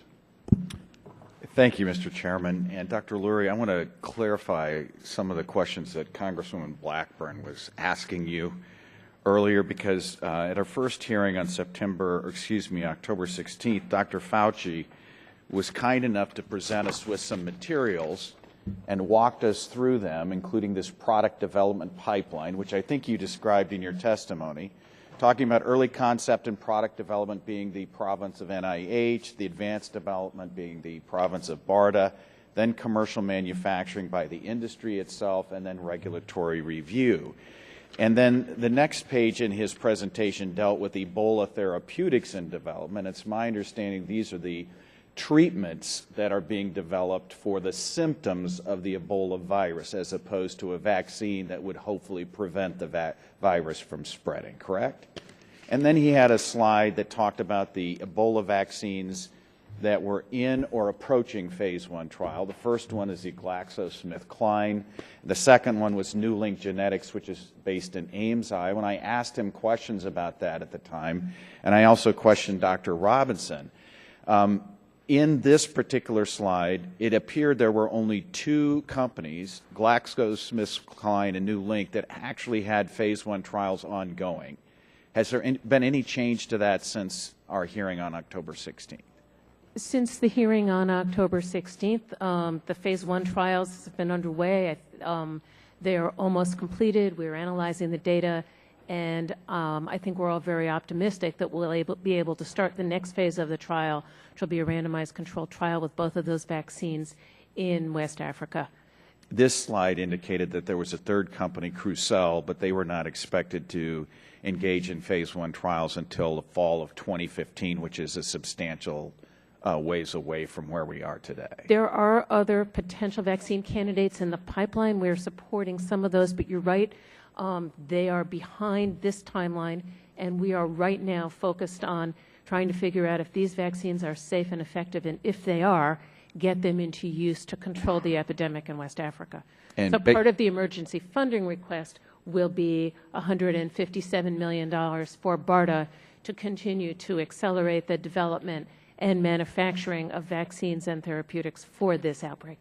And my understanding from talking to the folks at New Link Genetics is that these clinical trials that have been ongoing at Walter Reed and the National Institute of Allergy and Infectious Disease have been progressing well, that there has been good rapport between the oversight agencies and the company involved, and that there is continuing to be ongoing interactions with the Department of Defense sponsors as well, which would be the Defense Threat Reduction Agency and the Joint Vaccine Acquisition Program. Is that your understanding as well? That is, in fact, every week, either once a week or twice a week, I run a call with all of the parties, NIH, CDC, FDA, BARDA, the DoD components, so that we are all joined at the hip through every step of the process. We know what's going on. We share information. We know what to anticipate. FDA has been a really key partner in this as well, because, in fact, it's their regulatory authority. that is going to determine, ultimately what moves forward and what doesn't, as well as obviously the results from the trial. I never thought I would find myself in this situation, but I'm saying we're all racing to catch up with FDA. It's a great situation to be in, but everybody's working extremely effectively together. Great. Dr. Lushniak, Mr. Barton asked you a question about trying to contain an epidemic with an absolute quarantine. Is there an Ebola epidemic in the United States right now? There is not an Ebola epidemic in the United States. The epidemic is, at this point in time, limited to Western Africa, and once again, that's why we're trying to contain it there. And one of the things that we've talked about during these hearings is the importance of focusing on facts and science and medicine. In 1900, the two leading causes of death in this country were influenza, pneumonia, and tuberculosis, and neither one of those are a leading cause of death anymore because of the response of science and medicine and public health. So when you look at the fact that in 2012 there were 35 million people living with HIV around the globe, and that there are currently 14,000 to 15,000 diagnosed cases of Ebola, it seems to me that with the proper application of science and medicine and public health, we should be able to manage this crisis if we devote the necessary resources on a global basis. Would you agree with that? Yes, I agree. Thank you. Mr. Scalise, you're recognized for 5 minutes. Thank you, Mr. Chairman, and I appreciate you having this second hearing on Ebola, and I want to thank the panelists for coming. Would have liked to seen Mr. Klein be a part of this. I know the committee's made a request for him to appear. I'm not sure what if he's the Ebola czar, what his real role is, if he's not going to be coming before the committees that hold the administration accountable and have some transparency to talk about it. I hope he's not planning just being a propaganda czar, that he would actually be focused on working with us to get solutions to this. But I do want to thank the panelists that are here. Dr. Frieden, the last time that you were here, we had talked about a number of things. One of those was the comments that we heard from Samaritan's Purse. It's a group that's going to be on the second panel. I'm not sure if you saw their testimony. One of the things I'd asked you about were some of their comments they'd previously made that they were blown off, in essence, by your agency, and I'd asked if you knew about that. You said you'd heard about it, hadn't looked into it. Have you looked into it to see what's going on there? Are some people in your agency that maybe weren't taking advice from groups like that seriously enough? Can you follow up on that last conversation we had about those complaints that Samaritan's Purse made? I'm not familiar with suggestions or complaints or concerns that have been raised with us that we have not addressed. I've received one communication from Samaritan's Purse, a very helpful communication about safety of our own staff, and we immediately acted upon that. At the last hearing, I had read to you some comments that they had made. One was a quote where they said, "They kind of blew me off," and then they made some other comments that implied that maybe they weren't being taken seriously by your agency. I never said it was you, but I asked if you had looked into that or heard about it. Your quote was, "I don't know that occurred," and then you said you would look into it. And so that's why I was asking if you had looked into it since our last hearing. They make some other claims in their testimony that they're going to give today. Quote, this is some of the comments that they make. "Many public health experts are telling us that we know the disease, how to fight it, and how to stop it. Everything we have seen in this current outbreak, however, suggests that we do not know the science of Ebola as well as we think we do." Do you agree with that statement or have any response? I think we're certainly still learning about Ebola and what is the best way to fight it. That's a critical component of our activities. It's a critical component of the emergency funding request as well. All right. They also say the disease has been underestimated from day one.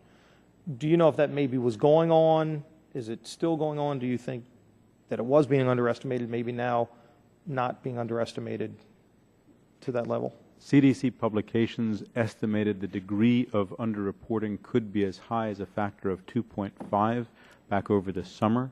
Our sense is that that is likely to have decreased in some areas. Fundamentally, the more out of control it gets, the more systems don't keep up with it, including systems to track the disease. And if patients don't have a place to come in, they're much less likely to be counted and accounted for.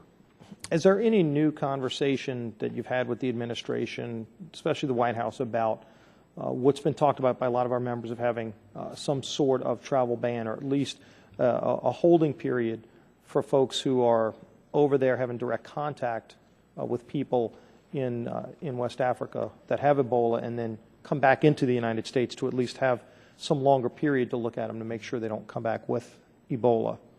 Have y'all had those conversations since we last met? Yes, we have. My top priority as CDC director is to protect the American people. And I have said, and others have said, that we'll look at anything that will reduce the risk to Americans. What we don't want to do is inadvertently make it worse by, for example, interfering with the system that we have now, which allows us to track people when they leave, when they arrive, and for 21 days after. We're at 100% follow-up in most states for people who've come into this country. And that kind of system, if we don't have it, could result, paradoxically, in a greater rather than a lower degree of risk. Well, let me ask you about Ron Klein, because again, we did ask that he come and participate in this. He's been designated by President Obama as the Ebola czar. Have you had contact with him about strategy, about how to deal with this? Mr. Klein is the Ebola response coordinator. I have frequent contact with him. He coordinates the response of different parts of the U.S. government. He advances. Have the two of y'all had any disagreements on how to approach this? No, we have not. None. If you did, who would ultimately make the decision? If you felt we ought to go this way and he felt the administration ought to go that way, is there a hierarchy right now? Mr. Klein has been very clear that technical decisions, scientific decisions that are the purview of CDC are made by CDC. All right, I'm out of time, and I appreciate your question, your answers, and thanks for coming again. Thanks. Yield back. Thank you, gentleman. Yields back. Now recognize Mr. Tonk over 5 minutes. Thank you, Mr. Chair, and thank you to our panelists for your dedicated work on this issue and for appearing before us today. We've heard time and time again that the key to keeping the United States safe is to eradicate the virus at its source. And while we've had early indications of momentum begin to emerge in Liberia, it seems as if the situations in Sierra Leone and Guinea are not showing the same promising signs. So, Dr. Frieden, in your opinion, do we have the resources deployed in these countries to turn the tide of Ebola? And if not, what additional resources are needed? The emergency funding request is essential to our ability to both protect ourselves here at home and stop Ebola at the source, and also to prevent the next Ebola. There are too many blind spots, too many weak links in places in Africa and elsewhere where we have large amounts of travel, where we have animal-human interface, and we have large numbers of people. And that's why all three of the CDC components of this and all of the components of the emergency funding request are so important. The three CDC-related components are domestic preparedness, stopping Ebola in West Africa, and preventing the next Ebola through the global health security work. Thank you. And I know that as of a few weeks ago, the count on the ground through PSC2C is 4 individuals from CDC in Guinea. While I know that France is taking the lead on Ebola response in this country, does the United States need to take a more leadership active role, or does it have the capacity to do so? Excuse me. For the CDC-specific response, we provide a comprehensive public health approach in each of the affected countries. As of today, we have approximately 175 staff on the ground in West Africa. We actually have the most staff in Sierra Leone, where the needs are greatest. We also have more than 20 staff, or roughly 20 staff, in Guinea, but there are additional needs for staff in Guinea, and we've worked very hard with the African Union and with other partners to get French-speaking staff there. With the cluster in Mali, we now have 12 staff as of today in Mali dealing with that cluster and trying to stop it at the source. And what about engaging a more international impact? How does the international community get engaged to devote its additional resources to this World Health crisis? There's been a very robust global response. My understanding is that currently contributions from other countries total more than $1 billion. The World Bank has been very proactive and effective. Also, we've seen the UK stepping up in Sierra Leone, and increasingly French and EU support to Guinea and other areas. Mm-hmm. And Dr. Frieden, we keep hearing that there is a great need for medical volunteers to travel to West Africa. Do you have a sense of how many medical personnel are needed, and how would one get involved? For American healthcare workers, the U.S. Agency for International Development, USAID, maintains a website. On that website, you can go and volunteer. We ask that Americans who want to be involved do so through another organization. So they're not going as individuals, but as part of an organized approach. And there's a broad need for assistance, including French-speaking assistance, including not just clinical care, but also epidemiologic interventions and public health measures. So that's reaching out for volunteers. Is there any activism in terms of encouraging or recruiting personnel? There's been quite a bit of effort by individual organizations within the U.S. as well as USAID. For our own part at CDC, we're looking at epidemiologists among not only our own staff, but former staff and people from the broader public health community who may be able to deploy. What we're finding is that this is going to be a long road. It's going to take many months. And so we need people who are willing to go not just for a week or a month, but for several months or longer so that they can get that maximal effectiveness by being there. Although for the clinical interventions where you're working in the isolation unit, we like to limit that to 4 to 6 weeks at most so people can be well rested and minimize their chance of taking a risk that might result in infection. Mm-hmm. And Dr. Frieden, we've heard anecdotally that hospitals across the country are having difficulty sourcing PPE. What is the CDC's role in facilitating the PPE supply chain and the allocation of these PPEs? And could the U.S. ramp up manufacturing of PPE needed to contain a domestic Ebola outbreak? Dr. Lurie and Asper can address some of the manufacturing aspects. From the CDC perspective, we operate the Strategic National Stockpile. We've already stockpiled PPE to enable us to rapidly, within hours, deploy PPE to any hospital within the U.S. That's one of the components of the emergency funding request. But in addition, we've conducted what are called REP, or Rapid Emergency Preparedness visits, to more than 30 hospitals in more than 10 states. One component of that is addressing whether they have sufficient PPE.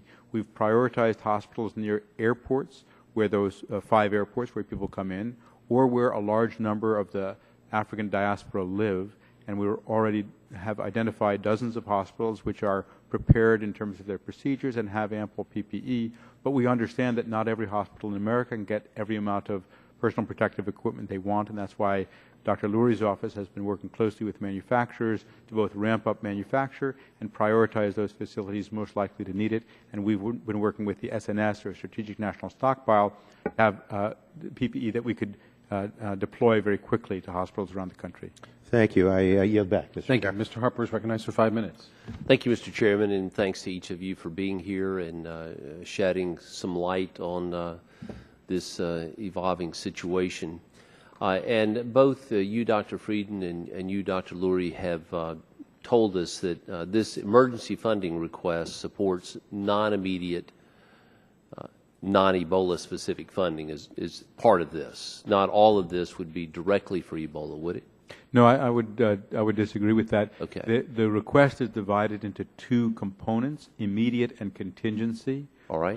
All of it is addressing Ebola. It addresses it with respect to the CDC in 3 ways: domestic preparedness for Ebola and other infectious disease threats, because we think it would be most responsible to not only address Ebola but also strengthen our system more broadly, stopping Ebola in West Africa, and addressing the risk that there will be another Ebola outbreak, spread of Ebola, or spread of a disease like Ebola elsewhere in the world through the global health security component. Could not some of that be handled through the traditional appropriations process?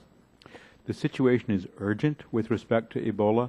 CDC models indicate that for each month of delay in control, the size of the outbreak can triple. So as a CDC director, I'm not going to address the mechanism, but I can say that the need for urgent funds with flexibility in those use of funds is crucial. If I could, Dr. Frieden, ask you, you had commented earlier that 2,000 travelers have been monitored or are being monitored. How many are being monitored this moment? What is that number? It's roughly 1,500. The number of travelers entering is lower than it had been previously. Who maintains that list of who's being monitored? So every person who comes through goes through the CBP process, Customs and Border Protection. We work in conjunction with CBP. That information is collected from the travelers, and within hours we provide it to each state health department. We then monitor with the state health departments and resolve challenges if someone's hard to find or moves from state to state. Okay. Are there any that were being monitored that you've lost track of?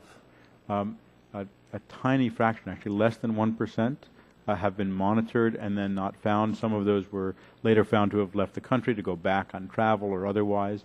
The program is relatively new. It only started less than a month ago, or about a month ago, and what we're finding is an excellent participation from the states and the travelers, but it is challenging, and one of the things that would be supported in the emergency funding request are funds for state health departments to operate those systems. And of those that are being monitored, how many are being told to seek medical attention? We do expect that there will be a steady stream of people with symptoms. If you just take a set of 1,500 adults, you're going to expect some to have flu, some to have other illnesses, and from West Africa, more, because malaria is common. So, for example, in the past several weeks, there have been 4 individuals who used the care kit, check and report Ebola, that we provided to them at the airport, took their temperature, found that it was elevated, called the number that they were provided with, were safely transported to a healthcare facility and safely cared for there. They all ruled out for Ebola, but they were cared for in a safe way. All right. Let me ask for just a moment. We talked a little bit today about waste management and what to do about the waste of treated Ebola patients. Are any of that waste being transported across the country as part of this process? My understanding is that some of the facilities are autoclaving it, and that the decision of the waste management companies was then to take that autoclaved material, which is, as far as everything we know, sterile, and then moving it to another state for incineration. Okay. And so that is meaning that the waste is being transported across the country? This is I know really it's being autoclaved, but anything not being autoclaved that's being transported? I'm not aware of anything in that category at present. If it's being transported through various states, are the states notified of that transport? I'm not familiar with the details. The EPA has been looking at different measures. They've had a meeting with the medical waste hauling industry to get input from them. We've worked with the Department of Transportation, and what we've done in the individual cases is ensure that there is the appropriate authority in place from the federal level, from DOT, and from the state level for the management of waste. I yield back. Mr. Long, you recognize for 5 minutes. Thank you, Mr. Chairman. Doctor, is it Lushnak? Okay. You said that a travel ban, I think I'm quoting you right, would cause us to lose contact on how many people travel into this country. What do you mean by that? Well, right now we have a system, and the system's an open system. We know when people are entering. We know where they're coming from. We know through our cooperative efforts with the Customs and Border Protection people of when they're arriving. They're arriving through 5 funnels, airports right now, and we have that connectivity. With a travel ban, you know, the essence of a travel ban is what? No one moves. However, it's from those countries that are hot zones. But at the same time, there is this potential that people move from country A to country B, from B to C, from C to the United States, and they can very well be from Western Africa. So in our, or my assessment of this, in essence, is what we have right now is a system, and a system that works following these individuals who are coming from Western Africa, from the affected nation. But if they weren't coming, if we had a travel ban on them, how could we lose track of them? Well, through multiple routes. It's rerouting from one country to another to another. They're not going to have a passport or a visa or something that says where they started? Well, again, that system can be sort of worked around, if you will. Right now we have a precise system, a system that is allowed to follow people who come in. We know where they're coming in from, which allows us to follow them. I'm from Missouri, and you have to show me. I mean, that doesn't follow to me. It doesn't make any sense that if we had a travel ban from these hot zone countries, if they weren't coming in from those countries, how we could lose track of them if they're not coming in the first place. Mm-hmm.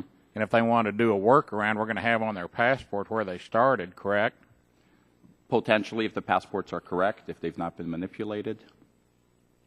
Dr. Fried, let me ask you, you were talking about the travel ban also. And you said that there's less people coming in now. Now, last time we were here, I believe it was October the 16th, I think, when you were last in to testify. At that time, the number we were using was 100 to 150 people per day. Do we know what that number is now?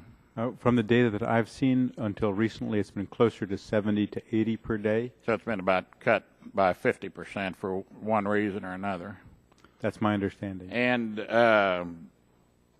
some people seem to think that if we just wrote a big check or gave you an unlimited checkbook that this problem would go away. Do you think enough money would fix this problem?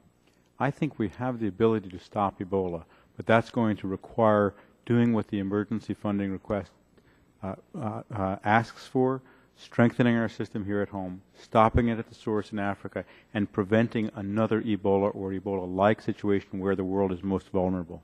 There was a story out yesterday on the AP, and I'm sure you've seen the story of a nurse that was diagnosed with Ebola in Mali. And she was diagnosed with Ebola after she had deceased. That's the first time they knew she had Ebola. Now, she worked in a hospital, in a care center that dealt with the elite. Some people would probably call them the 1% of Mali, but she dealt with people in the elite, also UN peacekeepers that had been injured.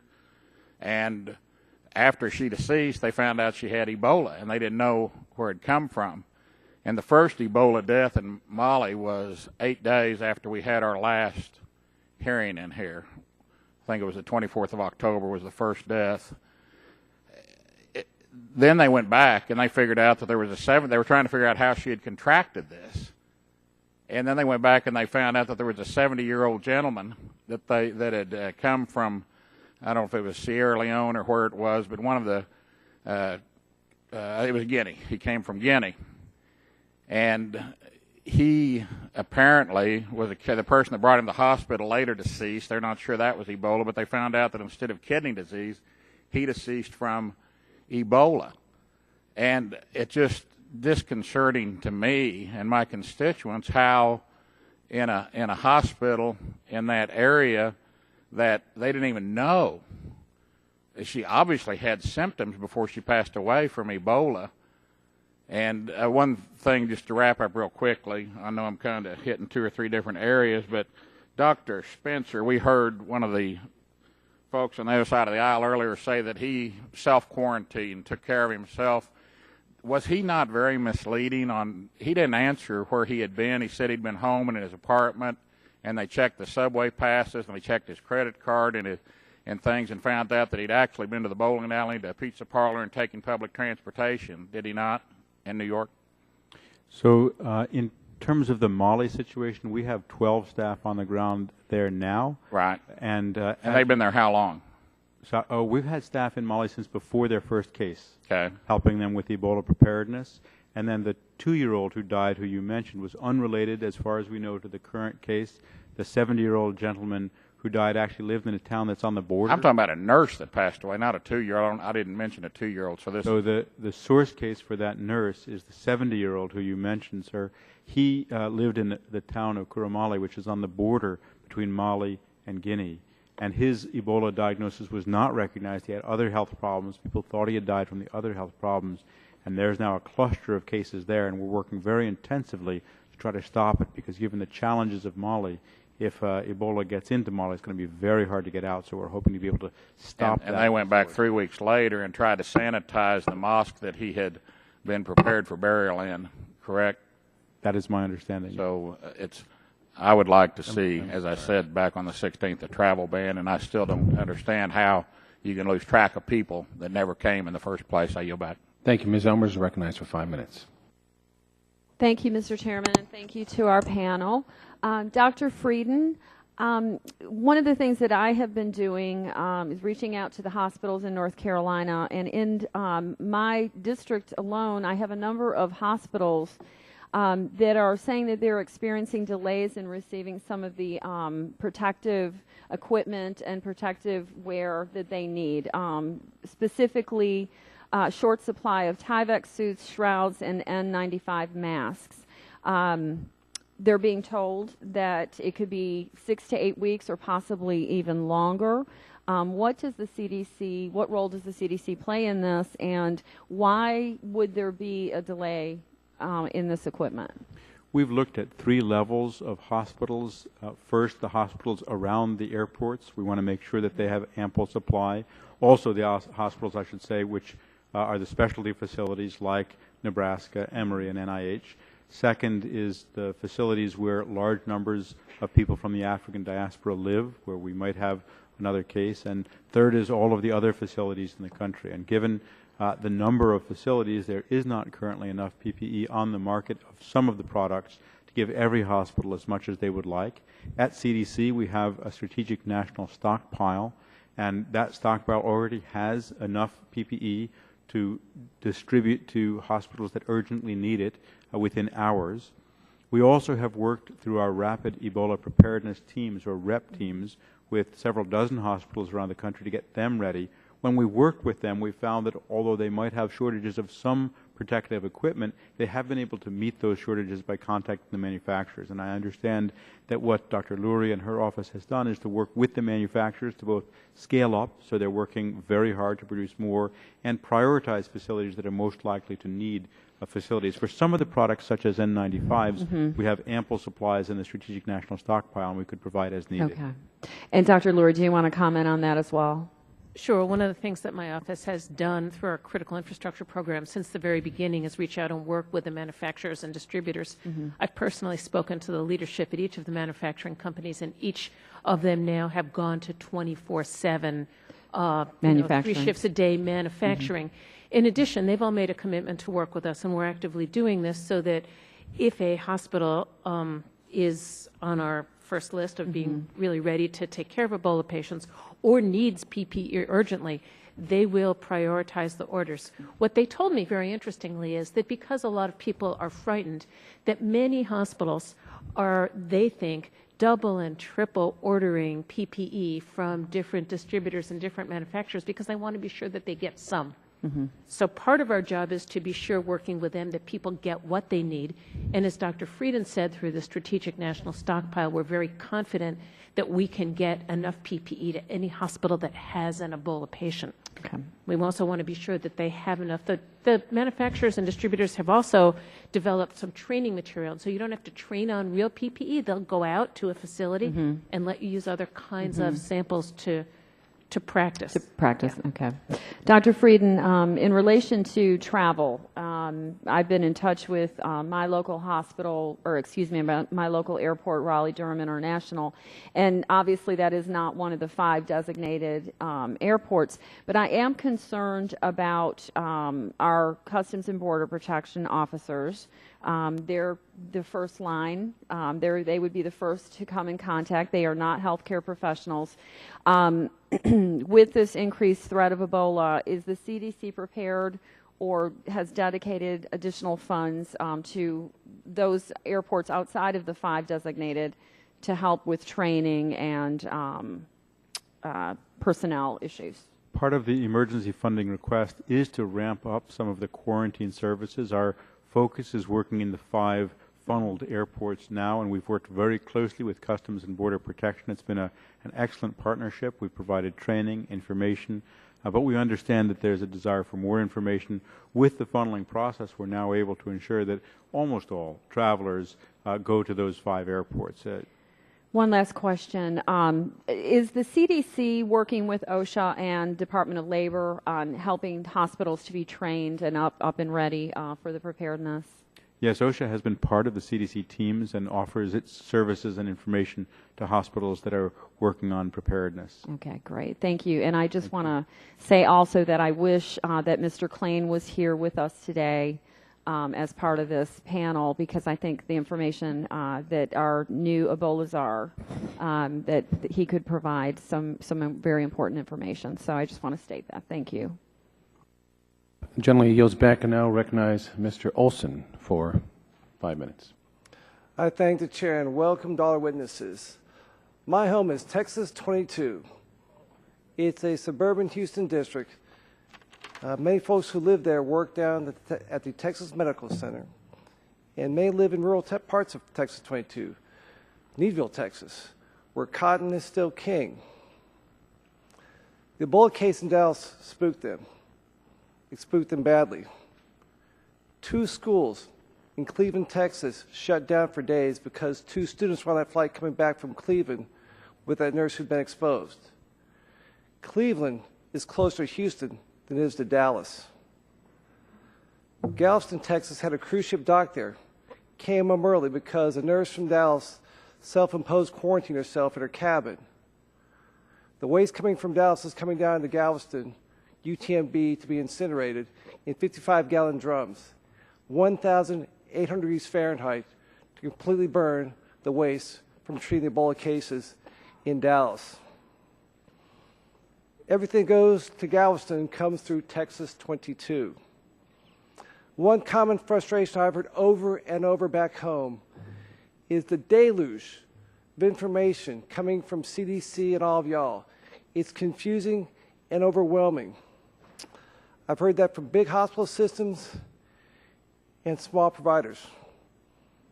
Emergency centers like St. Michael's in my hometown of Sugar Land, Texas.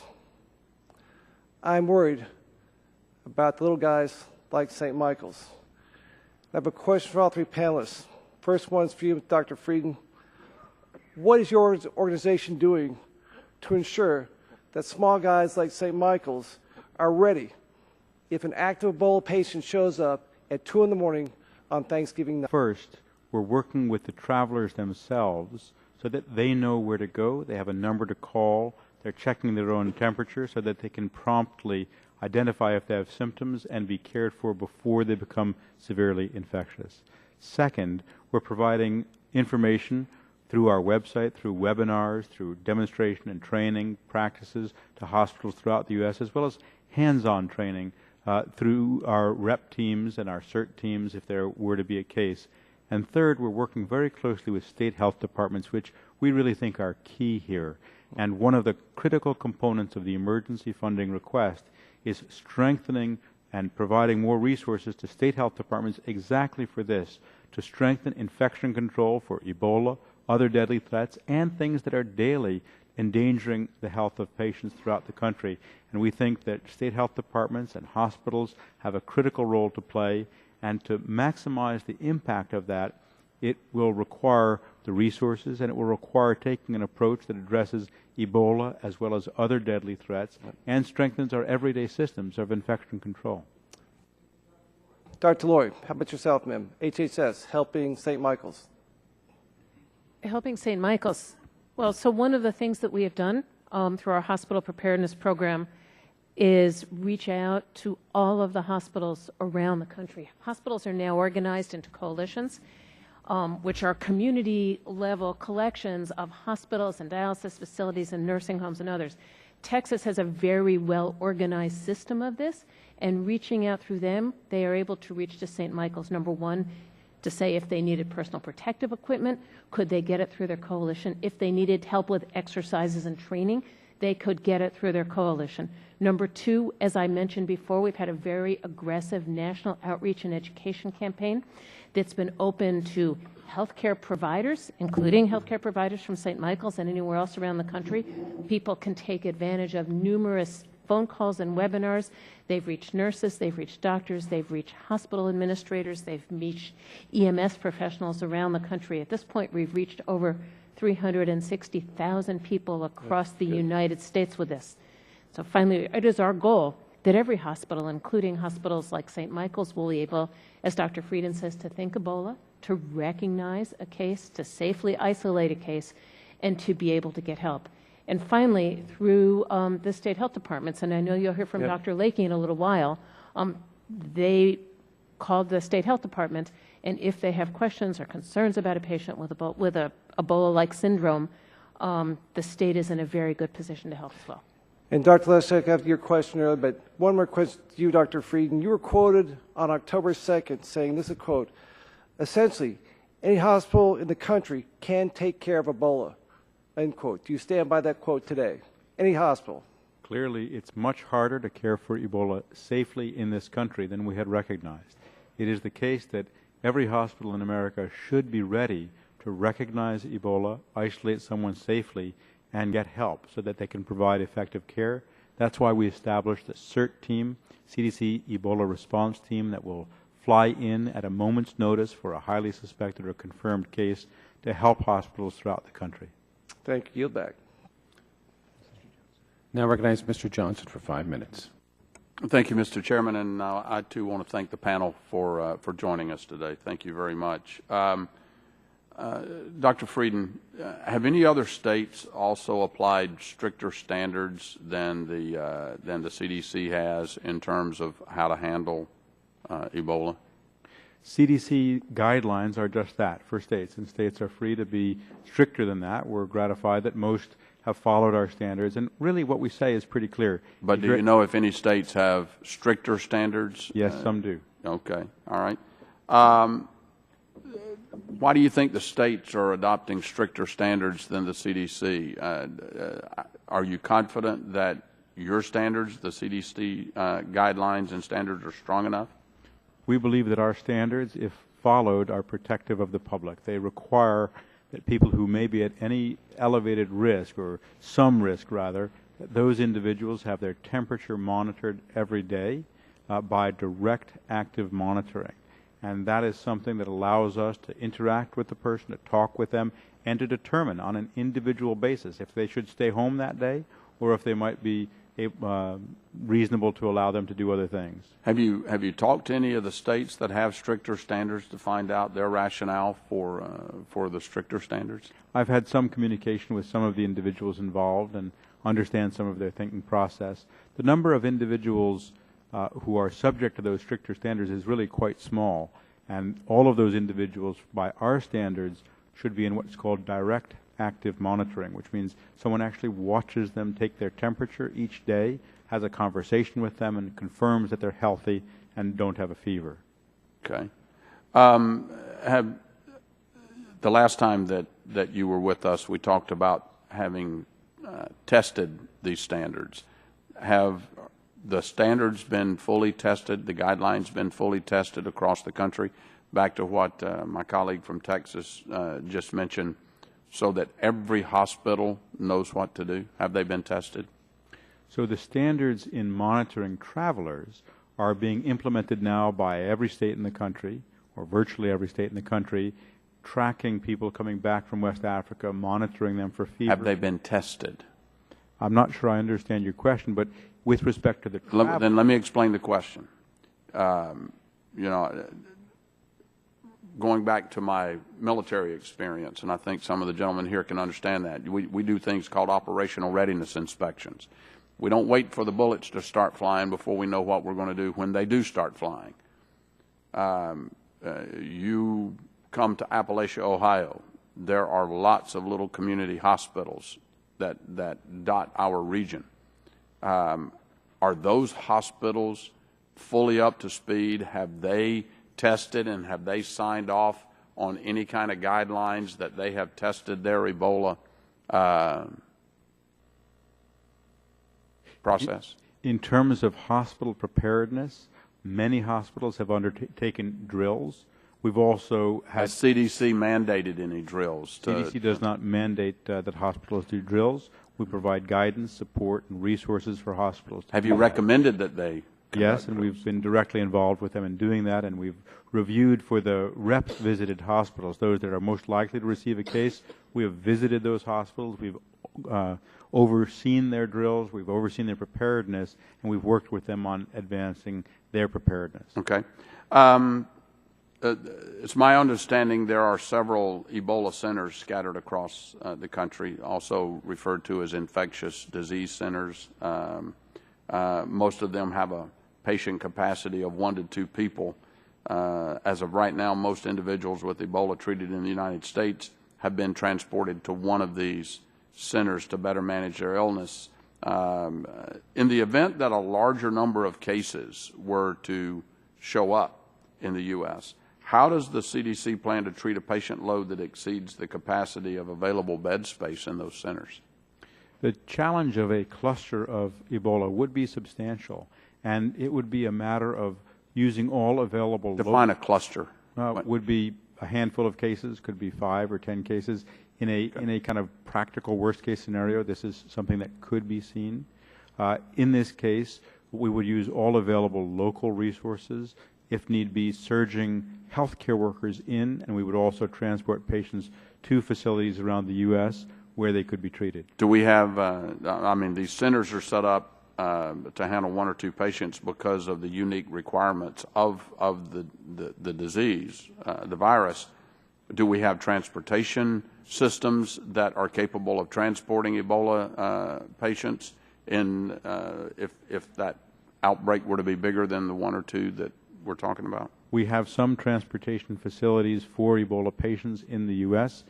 We are working with the State Department and others to increase the capacity to transport patients. What about those who might be transported to other places? Would they be receiving lower quality care in your mind than at one of the infectious disease centers? No, we think the quality of care can be provided. It's really an intensive care unit care, and CDC clinicians have consulted on the care of every single patient cared for in the U.S.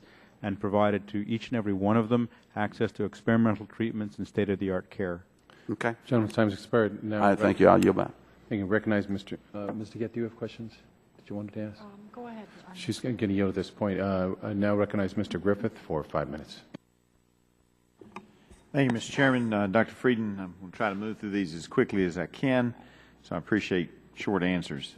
You are aware that the Secretary of HHS is able to transfer funding from your department to other departments, isn't that correct? She can take funding from your department and stick it somewhere else, isn't that correct? There is limited transfer authority as far as my understanding goes. And when that happens, are you notified? Is she required to tell you that she's transferred funds? As far as I know, yes. And has the Secretary transferred funds in 2014 from the Division handling emerging and zoonotic infectious disease? Yes. I don't know the answer to that offhand. I could get back to you with that information for me. Yes. And I believe that that particular division would be a part of the Ebola response. I'm correct in that? That is correct. And do you know whether or not the Secretary has transferred money from the CDC's global health programs? I would have to get back to you on that as well. All right. Likewise, the same would be on CDC's Public Health Preparedness and Response Division. I'd have to get back to you. And both of those also would be a part of your Ebola response, wouldn't they? Yes, they would. Yes, they are. Now, you've indicated that you don't know about whether these monies were transferred. Do you know if any monies were transferred at all during 2014? Do you have any information? There is a Secretary's transfer, but I don't know the details of what has been done. Okay. And so you don't know the details. Do you know? So you would not know if any of this was transferred to help support the financial underpinnings of the of the Obamacare, ACA. I do not know. And likewise, do you know if any transfers were made to the administration by the administration for children and families to care for increasing number of unaccompanied children who arrived in the United States? I'm not familiar with that financial. You're not familiar with that, but would you get us the answers to all of those? We can certainly get you those answers. Likewise, I'm curious. The President apparently has requested a fair amount of money, and part of that related to Ebola, and part of that is a $1.54 billion in contingency funding. Some of that is supposed to go to HHS. It says in his letter to make resources available to respond to evolving epidemic both domestically and internationally. And I'm looking here, and it says that while $751 million of that is to go to HHS, it then talks about transferring those funds over to Homeland Security to increase customs and border control operations. Have you been in the loop on that? Do you know what kind of money you all are getting, and what are they talking about with customs and border control operations? We work very closely with CBP, and we understand the need for contingency funds for Ebola in case, for example, Ebola would spread to another country that required a very intensive, extensive response. So that flexibility is a critical component of the emergency funding request. Okay. And that funding request is, as was pointed out in an editorial by David Satcher, and I hope I'm pronouncing that right, a former director of CDC and a former Surgeon General, that request by the President is actually greater than what we've been spending on Alzheimer's. Isn't that correct? I don't know Alzheimer's funding details offhand. All right. And in regard to Mr. Klain, have you all had sit-down face-to-face meetings? Yes. And how many of those meetings have you all been? Well, I'd have to get back to you with the exact number. If you could get me that number, I would greatly appreciate that. That would be very, very helpful. Now, in some of the outbreaks in the past, historically in Ebola that have occurred in Africa, isn't it true that there are some times that we have an outbreak when we don't know where the disease actually came from, where it was picked up? We have not identified definitively the animal reservoir of Ebola. We think it may be bats or bushmeat, but we have not determined that. We've determined it for a similar virus, Marburg, from research that CDC scientists did. And the meat, I understand, the bats, would that be from excrement? I mean, how would the bats spread it, or are they eating the bats as well? Well, it may be saliva. It may be carried. Bats, as mammals, carry a lot of pathogens that are similar to the pathogens that infect humans. But this is just one of many areas where we are not really 100% sure of how the disease is spread, particularly in Africa. Well, I would clarify, we're not sure of the animal reservoir. From all of the experience we've had, spread among human populations is from either unsafe care or unsafe burial in the outbreaks that we've assessed so far. So, but that's once there's been an outbreak, but there are occasions when the outbreak just starts and nobody had it there before, so it couldn't have come from human contact. It had to come from this animal reservoir, and we're not sure exactly what animals carry it, whether or not it's, you indicated spittle, excrement, what else. We do know that it's transmitted if you eat a diseased animal. Is that correct? It may be actually not so much the consumption of bushmeat, but the hunting and handling and cleaning of bushmeat, where you may get exposed to blood and other body fluids. Okay. I appreciate it, and yield back. Now I recognize Ms. DeGette for 5 minutes. Thank you, Mr. Chairman, and I want to apologize to you and to the panel for running out, in and out. The Democratic leadership right now is actually working on who our next ranking member of this full committee is going to be. It's not going to be me. Thank you for your vote of confidence. So I just want to ask a few questions, and then I'm going to leave you in the capable hands of Mr. Green. Dr. Frieden, the first thing I wanted to talk to you about is the contingency fund that has been requested in the emergency supplemental. What exactly is the purpose of that fund, and what would it be used for? The contingency fund is to deal with the unpredictable nature of Ebola, the possibility that it might spread to countries where it is not currently in place and might require very extensive, expensive control measures there.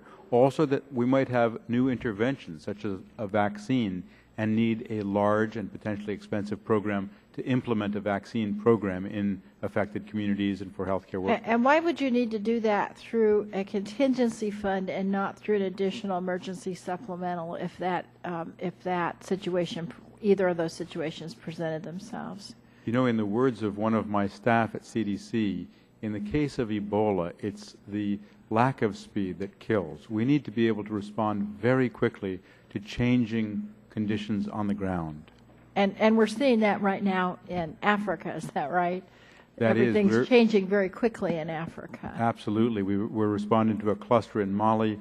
We're moving out with CDC disease detectives into very remote rural areas to address clusters of disease before they become large outbreaks. Do you have a sense of why the number of cases in Liberia has recently dropped? We believe this is proof of principle that the approach that we're recommending can work, but we're still seeing large numbers of cases in at least 13 of the 15 counties of Liberia. We've seen that decrease taper off so that we've seen a leveling off of cases that have been reported. Every one of those cases needs intensive follow-up, contact tracing, monitoring of contacts, and we're still having perhaps between 1,000 and 2,000 cases, new cases per week in West Africa. So this is still a very large epidemic. Well, and that kind of leads me to my final question, which is you have said repeatedly, and frankly there's been a lot of pushback on this, not just from this committee, but from lots of other folks. You've said repeatedly that you don't think that travel bans and quarantines are the way to go about addressing this. And I'm wondering if you can tell us whether that's still your view, and if so, why, and if it's not, why not? We're willing to consider anything that will make the American people safer, any measure that's going to increase the margin of safety. And one of the things that we've done is to implement a travel system so that people leaving these countries are screened for fever, arriving in the U.S. are monitored for fever, are linked with the local health department. We are now working with state and local health departments to monitor each of those individuals each day, and we're seeing very high adherence rates to that. So we have a system in place now. The risk to the U.S. is directly proportional to the amount of Ebola in West Africa. The more there is, the higher our risk. The less there is, the lower our risk. We have to reduce the risk there by attacking it at the source. But whatever we can do to reduce the risk to this country, we're certainly willing to consider. So you would still consider a travel ban if that seemed like the only solution? If there were a way to ensure that we didn't lose that system of tracking people through every step of their travel and once here, we would consider any recommendation, but it's not CDC that sets travel policy for the U.S. government. Right. And what I'm concerned about is if Ebola goes to other countries in Africa in general, it'll be harder and harder to trace where people came from. The spread of Ebola to other places in Africa is one of the things that we're most concerned about because it would make it much harder to control. We were able to work with Nigerian authorities to stop the cluster in Nigeria. Right now, Mali is in the balance of whether we'll be able to stop the cluster there before it gains a foothold in Mali. But the longer it continues in the 3 affected countries, the greater the risk that it will spread to other countries. Great. Thank you. Thank you very much, Mr. Chairman. Gentleman yields back. Now, Mr. Terry is recognized for 5 minutes. Ask unanimous consent to be able to ask questions. Yes, you're recognized. Yes. Thank you. Dr. Frieden, from Nebraska, and really proud of the efforts of University of Nebraska Med Center. At least we're topping something. It's not football, but it gives us a sense of real pride, despite the last patient outcome, which they did heroic efforts. But also in that regard, they seem to have been the ones that, especially in comparison to the Dallas Baptist Hospital, were kind of that they were setting the standards on the practices. And so that begs the question, or at least we should ask the question of whether the CDC should develop an accreditation type of program on infectious disease programs to ensure that these hospitals maintain a level of competency and readiness. Should you, is something like that ongoing? Well, first, we really appreciate the facility in Nebraska and their willingness to step forward and the phenomenal care they've provided to all of the patients who've come to them. And despite the outcome of the physician recently, we know that heroic measures really were undertaken, and the staff there really deserve the gratitude of all of us, and we appreciate them. We appreciate also their willingness to consult with other facilities and to share their experience, because that's critically important. Which they have done, and yes. That hospitals like Johns Hopkins is asking them how to do it is a source of pride for us as well.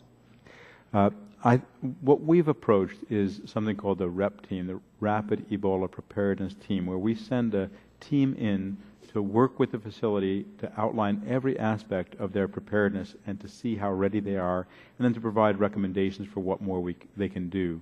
We've also worked with state health departments so that they can determine which are the facilities within their state that are most appropriate to take patients with Ebola or other infectious diseases, because they're really best prepared for that. In terms of accreditation, that's something that we have discussed with the Joint Commission. Whether that makes sense in the long run or not is something that we're open to exploring. All right. As a layperson, it seems to make sense that you would have that an area where there is one hospital that has that level of accreditation. And then it begs the question that if they are going to be that go-to hospital in a region or a state, whether there should be maintenance funding behind that. What do you think? We certainly believe that they should receive resources. There's funding within the emergency funding request, both from CDC and from ASPR, to support specialty facilities such as the one in Nebraska. So that the question then is, just to clarify, would that be part of the President's requested dollars? Yes, it is. Dr. Lurie? Yes, it is. Very good. Yeah. So, and again, Dr. Frieden and Dr. Lurie, One of the experiences here is that we know that, let's see, UNMC I think has 11 units, but the reality is they can probably only have 3 patients at a time because of all of the collateral circumstances. So do we need more biocontainment units like what Emory and UNMC have, Dr. Frieden? We think we need some increase in the number of facilities that can safely care for someone with Ebola or another deadly infection. We've been working very closely with hospitals throughout the country to increase that capacity, and the emergency funding request would enable us to really get to the level where we would have a greater degree of comfort with the facilities out there and the capacity. Just to clarify that some of the dollars that would be in the emergency funding, the President's request would be to expand the number of biocontainment units. Yes. Very good. And one of the questions about having 3 patients at UNMC, these folks don't have any insurance and they're holding the bag for the funding of those patients. Is there anything with HHS, Dr. Laurie, or CDC that can reimburse these facilities for the health care costs? I believe that Secretary Burwell indicated in the hearing last week that we're very open to mechanisms that would make them whole for the expenses that they've had. Open to it and doing things, or there's a big gap between those two. Is there any further discussions to reimbursing, Dr. Laurie? So I think we understand that the cost of caring for these patients is quite substantial, and as Dr. Frieden said, Secretary Burwell indicated that she would look forward to working with Congress on this issue, yes. I might also just add, in terms of the emergency funding that is necessary, it is clear that hospitals that are going to take care of Ebola patients need additional training, and we very much appreciated the fact that University of Nebraska and Emory have been now working side by side often with the rep teams to help with that. Part of a funding request would also establish something that would look like a National Education and Training Center that would move to another level, I think, of preparedness for hospitals that really wanted to attain that and to get help with doing that. Okay. Thank you very much. My time's expired. All right. That concludes the questions for this panel. We thank you. And also, members may have some other additional questions or repeat your responsiveness to those. We do appreciate the availability of all of you in responding to us. So I thank you very much. Thank you. As this panel is moving, I'll begin to introduce the second panel so we can move forward here. And I'll introduce 2 of the panelists, and we'll ask Mr. Terry to introduce one as well. We'll start off here. Just a moment here. First, Mr. Ken Isaacs is the Vice President of Programs and Government Relations for Samaritan's Purse. Also, Dr. David Lakey is the Commissioner of the Texas Department of State Health Services, but is here today testifying on behalf of the Association for State and Territorial Health Officials. Correct? And Mr. Terry, if you would like to introduce the other panelists. I would be honored to introduce Dr. Jeffrey Gold, the Chancellor of the University of Nebraska Medical Center and Nebraska Medicine. He is recent to Nebraska, but certainly making a huge impact, especially with the Biomedical Containment Center, where they have hosted 3 Ebola patients, and they are setting the standards for how to treat the Ebola patients and setting the standards for the employees that come in contact and work with those. UNMC is a great facility. They're very forward-thinking. They're probably they're ranked very high in a lot of areas of care, but it's probably the research that is making them known internationally. And so I'm proud to introduce Dr. Jeffrey Gold. Thank you. Well, for the panel, you're aware the committee is holding an investigative hearing, and when doing so, has the practice of taking testimony under oath. Do any of you have any objections to taking testimony under oath? The chair then advises you that under the rules of the House and the rules of the committee, you are entitled to be advised by counsel. Do any of you desire to be advised by counsel during your testimony today? And all the panelists have said no. In that case, would you please rise and raise your right hand, and I'll swear you in. You swear the testimony you're about to give is the truth, the whole truth, and nothing but the truth? All have answered affirmatively. You are now under oath and subject to the penalties set forth in Title 18, Section 1001 of the United States Code. We're going to ask you each to give a 5-minute summary of your written statement. We'll begin with Mr. Isaacs. Thank you, Chairman Murphy, and esteemed members of the Council and fellow guests of the committee for letting me testify today. It's a privilege to be before you regarding the developments of the Ebola outbreak in West Africa. Since Ebola entered Liberia in March through its explosion onto the international spotlight in July, and even now, when it appears that the disease may have crested in Liberia, the world has learned much about Ebola, but I want to stress today that we've also discovered that there are many important questions that we simply do not know the answer to, and we need to know the answer to them. I want to run through them quickly. I will say as an offside that going last means you have to reshuffle everything you're going to say because it's all been said before. But I think that a good question to know the answer to is how are the doctors who are returning to America becoming infected? Some of those doctors have been our staff. Some of those doctors have been our coworkers that were treated at Nebraska. And even recently, the gentleman in New York, they were all wearing level 4 gear. How did they get infected? Can the virus live in other mammals besides primates, bats, rodents, and humans? Now, I've worked and lived in Africa for about 25 years, and I've eaten my share of bushmeat. It's not always bats. It's mostly something like a groundhog. And so what does it mean? Where does the virus live? And the point is that can it jump into the animal population here? We need to know that. As with other viruses, is it possible that Ebola can be asymptomatic, sort of a typhoid Mary kind of a thing? We know for a fact of 3 situations where blood were drawn on patients who were non-febrile, who were non-symptomatic, and they all 3 tested positive. One of the problems that exists today in Liberia, where Samaritan's Purse is working, is that there is no protocol to move blood from Liberia to Rocky Mountain Laboratory where these kind of tests would need to be checked and results found out. You know, I will just say I'm not trying to be a fearmonger, but I think that there are things that we need to look at critically, and we should not be afraid to ask questions. In my written testimony, there is one paper from the New England Journal of Medicine that reports that 95% of the cases of Ebola incubate in 21 days. The inference is 5% of them don't incubate until 42 days. We need to know what that 5% means. While the media coverage is already decreasing and people maybe feel like that Ebola has peaked, we do not think it has. I totally agree with Dr. Frieden. I think that we need to vigorously and in a sustained manner fight this disease in Africa. I think that no card can be taken off the table. And I think that while we hear from many health experts that we know how the disease is spread, we know how to fight it, and we know how to stop it, the truth is that lessons come at a great and expensive and painful price. And when a new lesson comes about, then all of the policies are changed. So I heard the word humility used several times today by different members of the panel, and I think that that is a good word because Ebola is a humbling disease.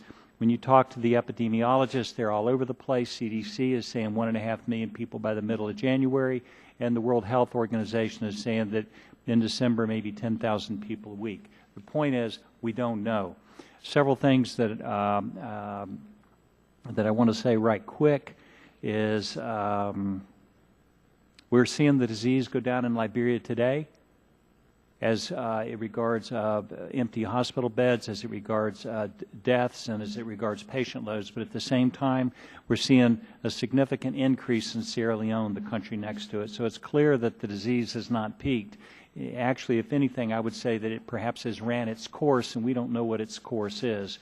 And if you look at the epidemiological charts in Sierra Leone, it is peaked 2 times before. So the question really is, are we at a peak or are we in a trough before the next uprise?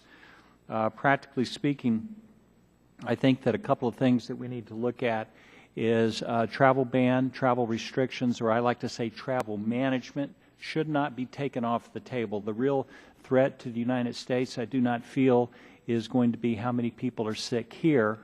The real threat to the United States is what will happen if the disease spreads into countries that cannot handle it. And I'm not talking about Africa. I'm talking about in the sub-Indian continent. I'm talking about in India and China, in Pakistan, Myanmar, Bangladesh, countries that are highly populated, that have low public health standards and have low hygiene standards. You could see a death toll that would be unimaginable, and the impact around the globe would affect us as well. So I think I'm out of time there. Thank you. Thank you. Dr. Gold, you're recognized for 5 minutes. You have to pull it real close to you. Thank you. Chairman Murphy, other members of the subcommittee, thank you so much for the opportunity to discuss the Ebola outbreak and the nation's response and how the nation can maintain a state of readiness to respond to future highly infectious diseases. I'm Jeff Gold, and I have the honor of serving as Chancellor of the University of Nebraska Medical Center. My testimony today will focus on the challenges of dealing with Ebola and our nation's readiness to respond to highly infectious diseases.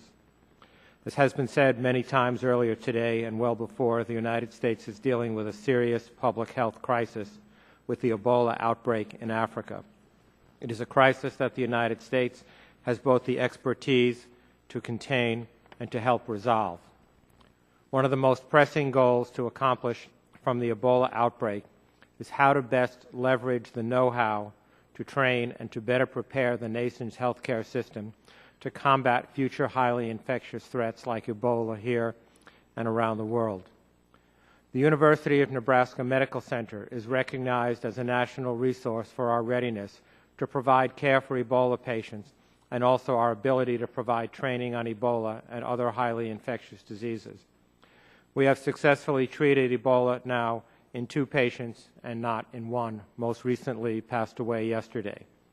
We have provided consultations to many hospitals, clinics, emergency departments across the United States, including Bellevue Hospital in New York, on how to deal with therapies for patients who arrive in their hospitals, their emergency departments, etc. Our readiness is based upon more than 9 years of preparation, protocol development, and team training to deal with highly infectious, deadly diseases.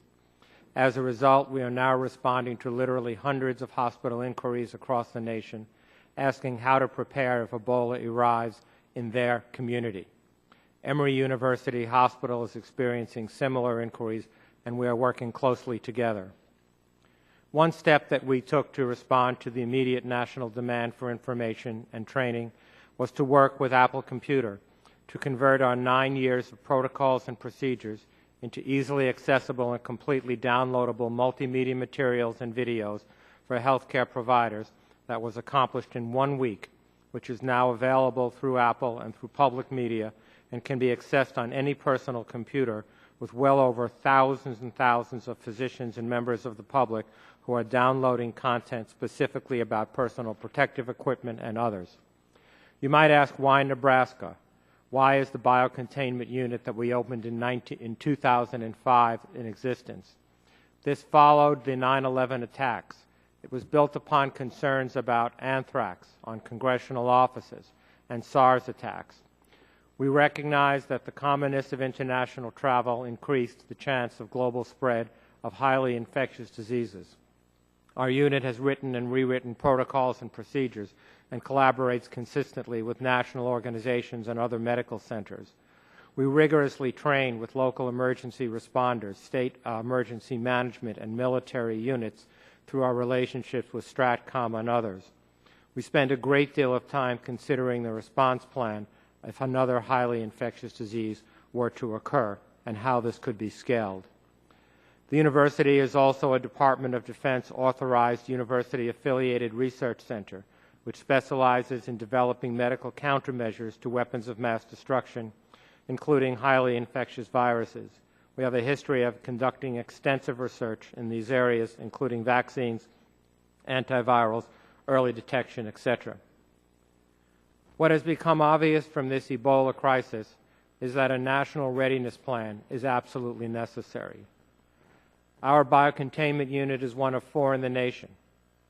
The capacity and the number of units in the nation must be increased, and a national readiness plan that trains healthcare providers must be established. The number of actual beds is under 20. The number of usable beds is under 10. and I assure you that every unit such as ours will always maintain at least one bed if it is ever needed for a staff member that becomes ill. That immediately knocks the number down by 4, 5, or 6. The University of Nebraska Medical Center and Emory are working closely with the CDC and HHS on how training might be most effectively delivered. It must begin soon, and we have done so in advance of any funding considerations. As Congress considers funding, I urge that this include a number of items, and I will just read them by title as they are contained in my briefing documents. A national training in Ebola and highly infectious diseases to develop a tiered training system. Training should include setting up an accreditation program that independently, nationally accredits organizations, emergency departments, etc., to establish and maintain their skill level of readiness. An annual maintenance of funding for increased role of existing biocontainment units to maintain their readiness. We have funded the readiness of our unit totally off of internal dollars up to this point. Funds to expand the number of treatment centers and existing biocontainment units, specifically to increase bed and staff capacity within existing units as well as new units. And finally, reimbursement for care for Ebola patients not covered by insurance. Ladies and gentlemen, we have the expertise and know-how to contain Ebola and other infectious threats. However, in order to do this, we must ensure that our nation's healthcare professionals are adequately trained, properly equipped, and rigorously drilled. I thank you so much for this privilege. Thank you, Dr. Gold. Now, Dr. Lakey. Thank you, Chairman Murphy and members. For the record, my name is David Lakey, the Commissioner of the Texas Department of State Health Services, and I've been in that role now for 8 years. This last month has been one of my most trying and tough months as the Commissioner of the Department of State Health Services. On September 30th, 2014, the Texas State Public Health Laboratory, a laboratory response network laboratory, diagnosed the first case of Ebola in the United States. The diagnosis of Mr. Duncan with Ebola set in motion a process we in public health refined through continued use, tried and true public health protocols, including identifying those individuals that have had contact with people that have been infected, making sure that they're monitored, providing care to those that have been infected, isolating those individuals, and when needed, using quarantine. The magnitude of this situation really was unprecedented. While Mr. Duncan was one man staying in one city, in one state in the country, the outcomes associated with his case could impact the whole state and possibly other parts of the United States. We at the Department of State Health Services, along with our colleagues in Dallas and our colleagues at the Center for Disease Control and Prevention, took the responsibility to contain the spread of this disease very seriously. We organized a local incident command structure to handle the event, and at a state level, we activated our emergency response management centers. While our core mission was simple in concept, to protect the public's health by limiting the number of people exposed to the virus, the challenges associated with carrying out that mission were numerous. The care of Mr. Duncan presented its own challenges, identifying the first person in the United States infected with this disease, the infection control challenges, waste management and transportation, the availability of experimental treatments and vaccine, training for healthcare workers on the higher standards of infection control, and personal protective equipment, guidance, and supplies. And when Mr. Duncan regretfully passed away, we handled issues related to caring of his human remains, which remained highly infectious with Ebola for months after death. Unfortunately, during the care of Mr. Duncan, 2 nurses became infected. Nurses who had put their lives and their careers on the line to take care of Mr. Duncan and to protect the public's health. Concerns relating to the handling of these 3 Ebola patients included questions about decontaminating their homes, their automobiles, decisions about how to handle the personal effects, the monitoring of pets, and patient transportation issues, and addressing the public's concerns. Identifying potential contacts and locating them and monitoring those individuals had some risk of exposure that also involved many challenges. Decisions about who to quarantine and what level of quarantine, balancing public health and an individual's rights, providing accommodations for those confined to one location for the 21-day monitoring period, quickly processing control orders, coordinating 2 symptom checks a day for each person under monitoring, and managing the transportation and the testing of laboratory specimens. Throughout all these specific challenges, our experience in Dallas exemplified common requirements for successful responses to emergency situations. Having clear roles and responsibilities among the various government agencies and entities that are involved, strong lines of communication, and an incident command structure staffed by trained emergency management and public health professionals to ensure the response's cohesive direction. It really requires a partnership at all levels of government and throughout state and federal government. The outcomes in Dallas proved the strength of the public health process. Hundreds of people were monitored in the state. 2 cases of Ebola resulted from the direct care of the index case, and they were detected early in the disease onset, and they recovered. No cases resulted from community exposure. At this time, like other states, Texas is providing active monitoring for individuals who arrive in the United States from one of the outbreak countries. Texas has monitored approximately 80 individuals under the airport screening process. Texas is also, like other states, working to ensure that capacity exists in the state to care for patients with high consequence infectious diseases like Ebola. 2 centers currently are able to stand up on a short notice to receive a patient, and Texas is working to identify additional capacity within our state. As Ebola screening and monitoring transitions into our routine processes, our focus in Texas is now shifting to include complete evaluation of the response in Dallas and a discussion of how to improve the public health response system in Texas as a whole, and sharing our experiences and our lessons learned nationwide. Governor Perry has put together a task force for infectious disease preparedness and response to evaluate the Texas system and to make recommendations for improvement. And we take that extremely seriously. I believe this discussion among governmental and non-governmental individuals, among varied stakeholders, and including experts in pertinent fields, will result in a Texas and the nation being better prepared to handle the next event. While we do not know what form the next event will take, we do know that there will be another event.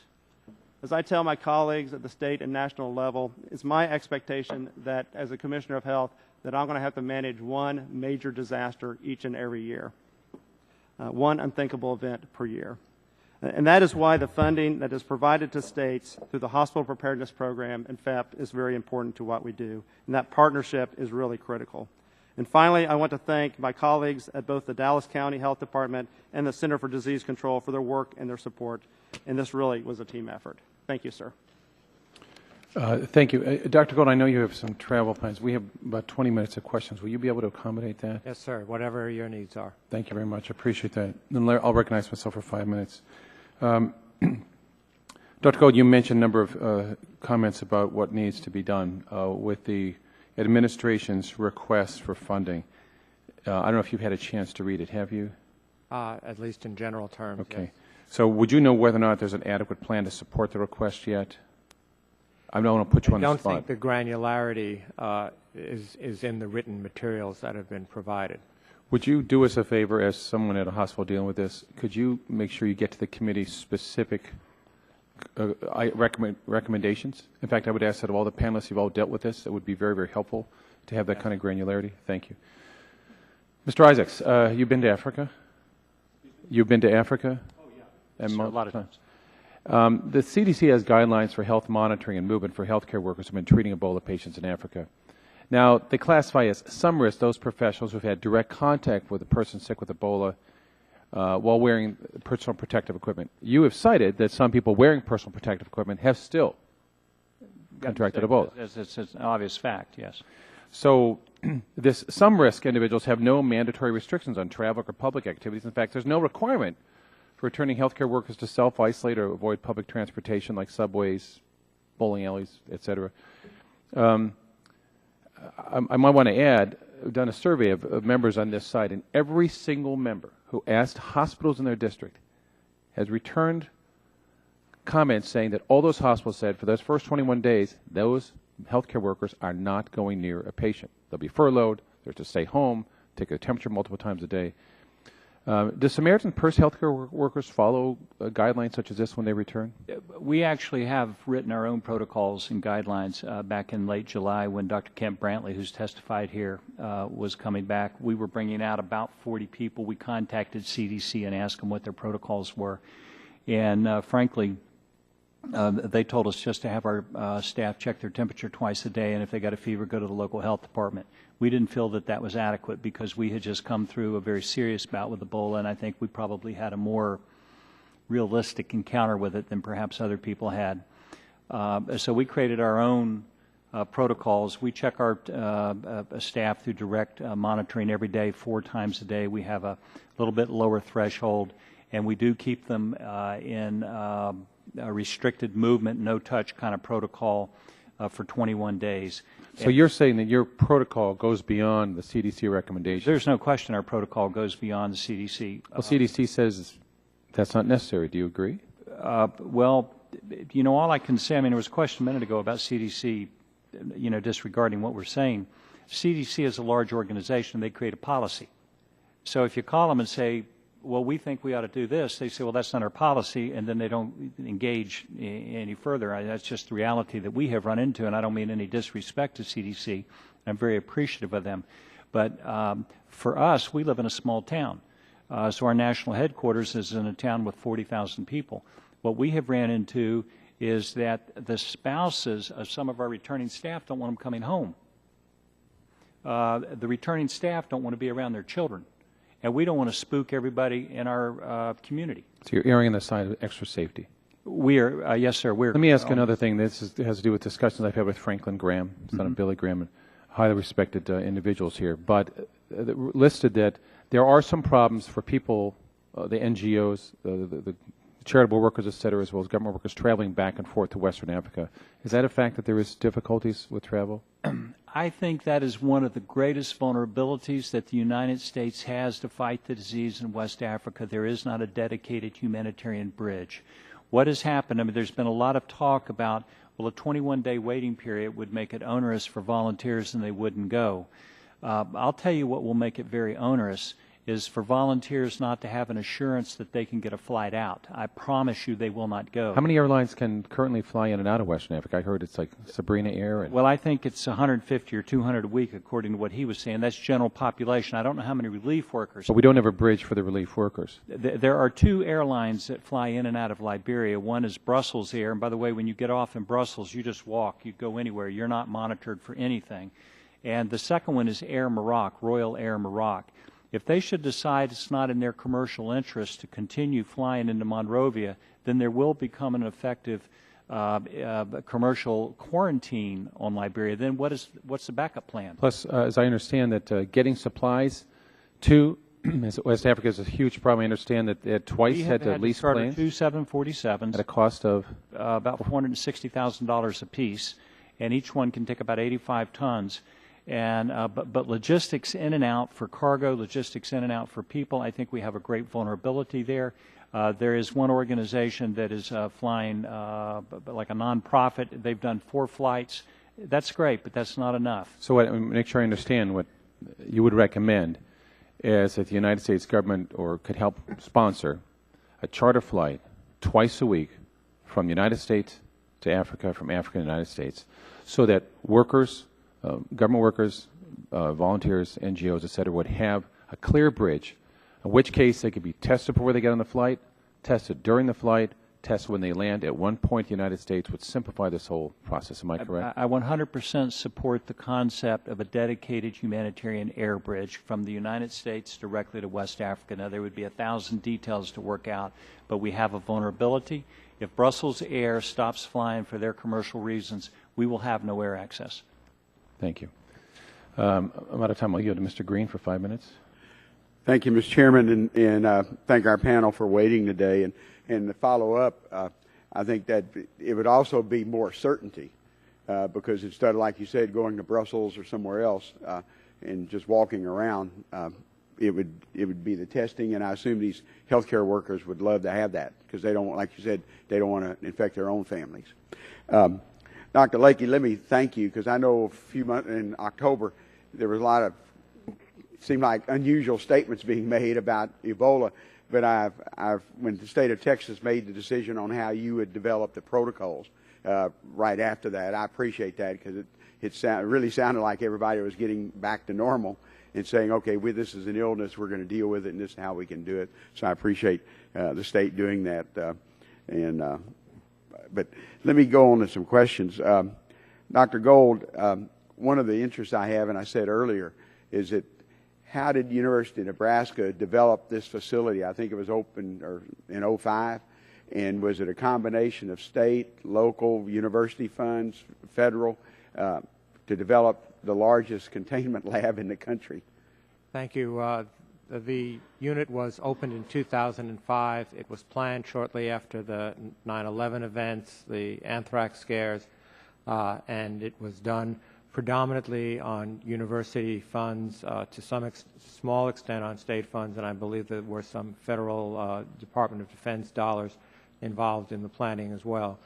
However, very importantly, the maintenance of the staff, which cost us approximately between $250,000 and $350,000 a year to maintain the preparedness, has been totally borne by the university and the medical center. Well, I appreciate that because the leadership, and I'm just surprised that no other university would take that lead, and I appreciate Nebraska doing. Now, my colleagues, both Congressman Terry and Joe Barton, know my daughter's there, and she was recruited to come up there in '09 and I appreciate, well, and although when she told me back in the '90s she wanted to be an infectious disease doctor, I said, I don't want you to treat me for anything you know about. But she's like most medical professionals, that's her job. And we want to make sure we protect them to do that. And Nebraska Center now has treated several patients, and what is the spending is required to prepare the hospital to treat an Ebola patient? The direct costs that we've experienced, and we've compared notes pretty closely with Emory, and we're not far apart, is approximately $30,000 per day for each patient admitted. The average length of stay, I guess it went down over the weekend a good deal, but for the two patients that went home was 18 days, and they were both treated in the relatively early stages of their disease. And that's the direct cost of equipment, supplies, nursing care, et cetera. And as I say, that's extremely close to the number that the folks at Emory have come up with. That does not include the cost of the preparation, which I just referred to, and it does not include the cost of what I would call the opportunity cost, which is this is a 10-bed unit that is otherwise used for medical surgical admissions that would otherwise be completely full with routine patients receiving their care. Okay. Are the policies that were in place prior to the current Ebola outbreak still in use, or has the University of Nebraska Medical Center made changes to its protocol and guidelines based on literally real-life experiences? We do evolve our policies and procedures. We learned a lot from each of the patients, particularly the first patient that we housed. We, for instance, put a completely self-contained laboratory unit into the biocontainment unit so that laboratory specimens are not transported outside of the unit.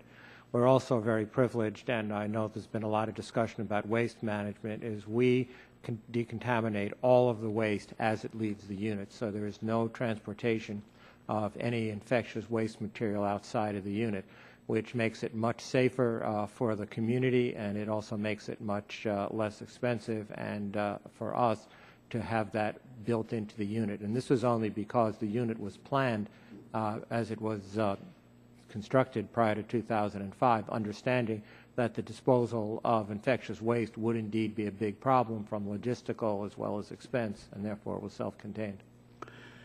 Mr. Chairman, I know I'm out of time, and I appreciate, because from where we were at 6 weeks ago, we've actually evolved, and I'm glad the experiences we're actually learning from them.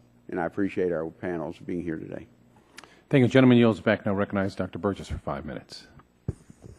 Thank you, Mr. Chairman. I want to thank all of our witnesses for being here today and bearing with us through what has been a very long but very informative hearing. Dr. Gold, there is a difference, though, between the type of patient you get at your center, because they're referred. There's not a direct access where someone thinks, oh, I've got Ebola, I'm going to go to Dr. Gold's center in Omaha. Mr. Duncan came through the Presbyterian emergency room with all of the other patients that came in that Thursday night and had to be I mean, that his case had to be winnowed out of all of the other load that was in the emergency room. But in your situation, a patient only comes after they've been identified. Is that correct? Thus far, the patients that we have admitted to the biocontainment unit have all come with a diagnosis, a PCR diagnosis of Ebola. However, given our national reputation, the number of phone calls, emails, even emergency room visits has actually been quite interesting, with people with febrile illnesses saying, please tell me if I have Ebola. Well, let me just ask you about that then. So then patients who arrive in your emergency room, I mean, you outlined how you have almost a dedicated laboratory handling of the specimens from an Ebola patient, but that's someone you know about. If somebody comes to the emergency room and they've got fever, they've got headache, and they've got all of these other complaints, I mean, in addition, if someone thinks to do the PCR Ebola test, but in addition, they're going to get a CBC, they're going to get a urinalysis, they're going to get any number of other blood tests. And these tests would go through the normal auto analyzers in the lab without knowing that that patient actually had an Ebola possibility, or is that in fact separated out in your emergency room? Yes, sir. We have put protocols in place, and we've also widely shared them for triage screening in the emergency department. If there's any suspicion that a patient either has a travel history or a symptom complex, they are immediately sequestered. There's a specific nursing protocol for personal protective equipment, etc. There's a notification of the team, and the laboratory specimens are processed through the biocontainment unit facilities and then decontaminated as if they were positive, even before we know the results of the PCR. And we are doing PCR testing on site now, which makes it a lot faster and a lot easier. Otherwise, it would have taken days previously. But again, I would just point out that, I mean, that is in a perfect world. In the rough and tumble Muleshoe, Texas ER, that all of those protocols would not immediately be available. And we'll get back to that, but Mr. Isaacs, I actually have to ask you, I mean, the Typhoid Mary analogy that you use, that's the first time I have heard of that. Now, we all remember Typhoid Mary of lore, and she actually had the ability to infect people. Do your Typhoid Marys carry the ability to infect people when they themselves are asymptomatic? We don't know. That's the question. Now, Typhoid Mary, in the case of her, she was dealing with a bacterial infection. Right. But what I do know for a fact is that there have been a number of asymptomatic, non-febrile people whose blood have been drawn and they tested positive. And I think that there is something about the PCR test that, I heard Dr. Frieden say in medicine you never say 100%. The thing with with Ebola, if you don't bat 1,000 every day, somebody dies. Right. And someone else is exposed. Yes. My point in saying all of that is not to raise fear, but it's saying that we need to go to Africa and beat the disease over there. Yes, sir. We need to keep it contained. You raise a point of 2 of your doctors were infected and you weren't sure why. We had 2 nurses in Dallas were infected and we're not sure why. And again, that just underscores that there is probably more not known about this disease than what is known, and that's again why I began this with we all ought to step back and have a little bit of humility. I would even extend that to Mr. Waxman, and he not known for his humility. We all have to have a little humility in dealing with this. Dr. Leakey, I'll just have to ask you, I mean, what you did in Dallas to sort of restore good order and discipline at a point where it really almost veered toward being out of control. I mean, it took a lot of courage to exercise those control orders on the individuals when you did that. And I will admit to being somewhat surprised turning on the news and hearing that had happened. What were some of the things that went through your mind as you developed that? So we don't take control orders lightly. And so in Texas, I can put a control order. It's not enforceable until I get a judge to enforce it.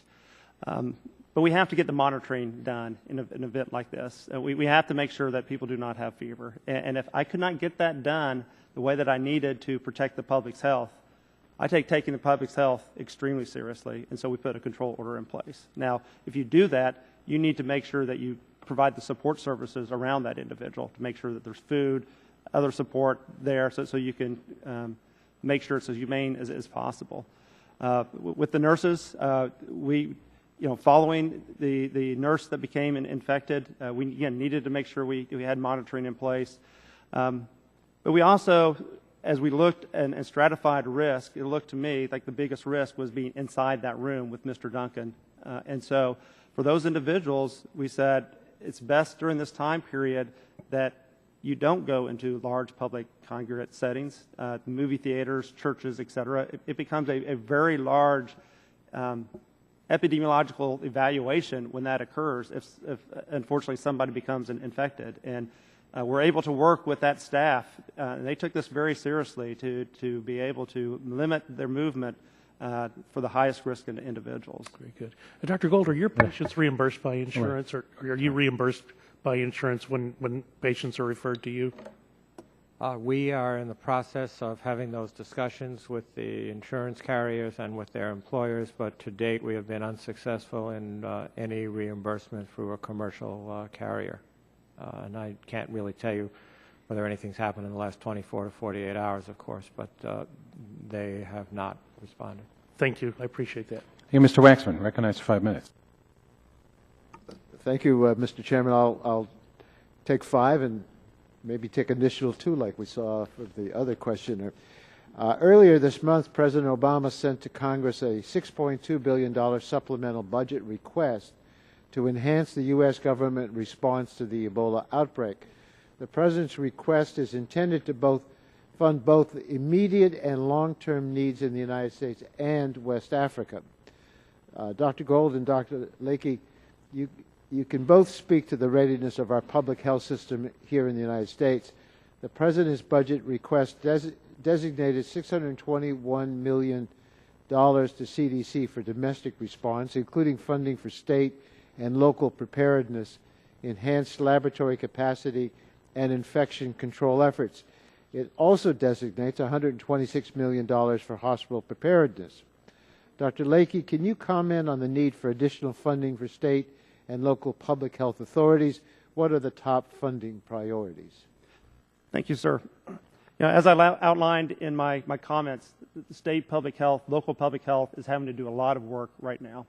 The laboratory response network, having the laboratory system out there so we can rapidly diagnose individuals is essential for us to make the diagnosis and isolate individuals. The epidemiologist that contact individuals, talk to them, figure out the risk is essential. The hospitals having pre-designated facilities so we can care for those individuals is very, very important. This isn't the only event. We've had multiple events, fertilizer explosion, Hurricane Ike, et cetera. That system to be able to rapidly respond is essential. Now, a lot of that's paid for by HPP funds. My HPP budget was reduced by 36% this last year. And that pays for the training, the education, the things that take place in order for the hospital systems to be ready. I wanted to ask Dr. Gold for his response. Would additional funding assist in hospital preparedness? And give us some examples of areas where additional funding would be helpful. I think the additional funding would be helpful to build the educational programs, to get the referral centers as well as community hospitals completely up to speed. The additional fundings will allow to scale response in event we need to bring American soldiers or other volunteers back to the United States. Additional funding will be used to create preparedness for future infectious crises of this nature, for which we currently do not have resources, and to build a sustainable infrastructure such as convalescent serum reserves, such as core laboratory testing, et cetera, so that we have and sustain a national preparedness level. Thank you. I want to pivot now to the funding for international efforts. Mr. Isaac Samaritan's Purse has been on the ground in Liberia since March and understands the environment there. I want to talk to you about the NGO perspective on continuing needs and efficient use of resources. What are the main priorities on the ground in West Africa, and what resources are needed to accomplish those efforts? So if I may just add something to what you said, we've actually been there for 11 years, and the disease broke out in March. So we've got a large footprint. We've got 350 staff, about 20 expatriates. We have aircraft there. We have a lot of capacity in the country. And when the disease broke out, we 100% focused on fighting it. What we are seeing today that we think that other resources are needed for, this is very practical, but you know what? Logistics are everything. And there is a lot of discoordination and confusion right now between the UN players, UNHAS, UNMIR, and the DOD about gaining access to airlift. There are no protocols in place about moving blood samples. So if CDC goes out into an area and identifies a new village and there's 10 or 12 people who test positive, they call us in because we've assembled rapid response teams. We're not able to take the blood samples out through other aircraft. We have to move them out by land. A rapid diagnostic test is one of the greatest things that are needed there, and I think, frankly, that if the U.S. military was running the coordination cell, things would get would be done quicker. Well, the U.S. is helping and committed to helping in Liberia and has provided personnel, resources, and funding. As we continue our aid efforts, we must also keep in mind the need for a flexible response.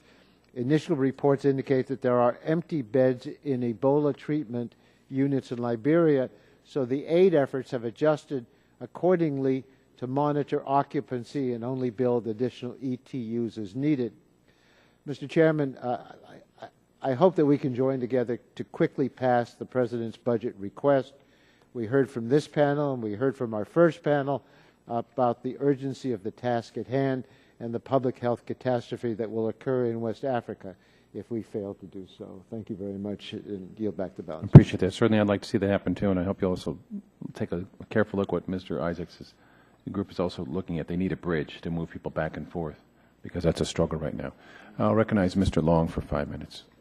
Thank you, Mr. Chairman, and I thank you all for being here, and not only that, but what you do on a day-to-day basis, because I, for one, really appreciate it. Dr. Gold, you said, well, let me ask you something before that. Dr. Martin Saleh, is that how it's pronounced? Yes, Saleh. Saleh. Dr. Saleh was taken to your facility, correct? Yes. And the reports that we got on the news, turned on the radio, and they said that there was a doctor with Ebola that was very critical, was the first thing I thought. And I probably had the same thought a lot of people did. That's probably not a good thing when they say that he's very critical. He later deceased just a few days later. And I apologize, I had to step out of the room for a few minutes, which I normally don't do. I'm usually here for the whole duration of these hearings. But was there a reason that he was delayed coming to this country for assistance, for help? Do we know? Because that seems strange that he would be that far gone, so to speak, before they would think about flying him out. It's unclear to us what the logistics were that might have delayed it. As we are told that he had an initial blood test for Ebola that was negative, and only 3 days later did he test positive. And when he tested positive, there was a period of time before at least we were contacted. I don't know whether the transportation organizations or the State Department were contacted, but from the time we were contacted, the plans for transfer were put into place virtually immediately. There was also a good deal of uncertainty how stable he was immediately prior to transfer, but once the decision was made to transfer him, rest assured that he got every conceivable treatment.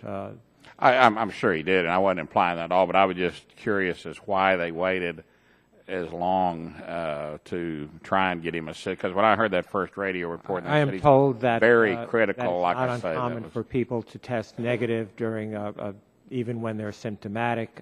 We've heard about other people who have tested positive who are asymptomatic.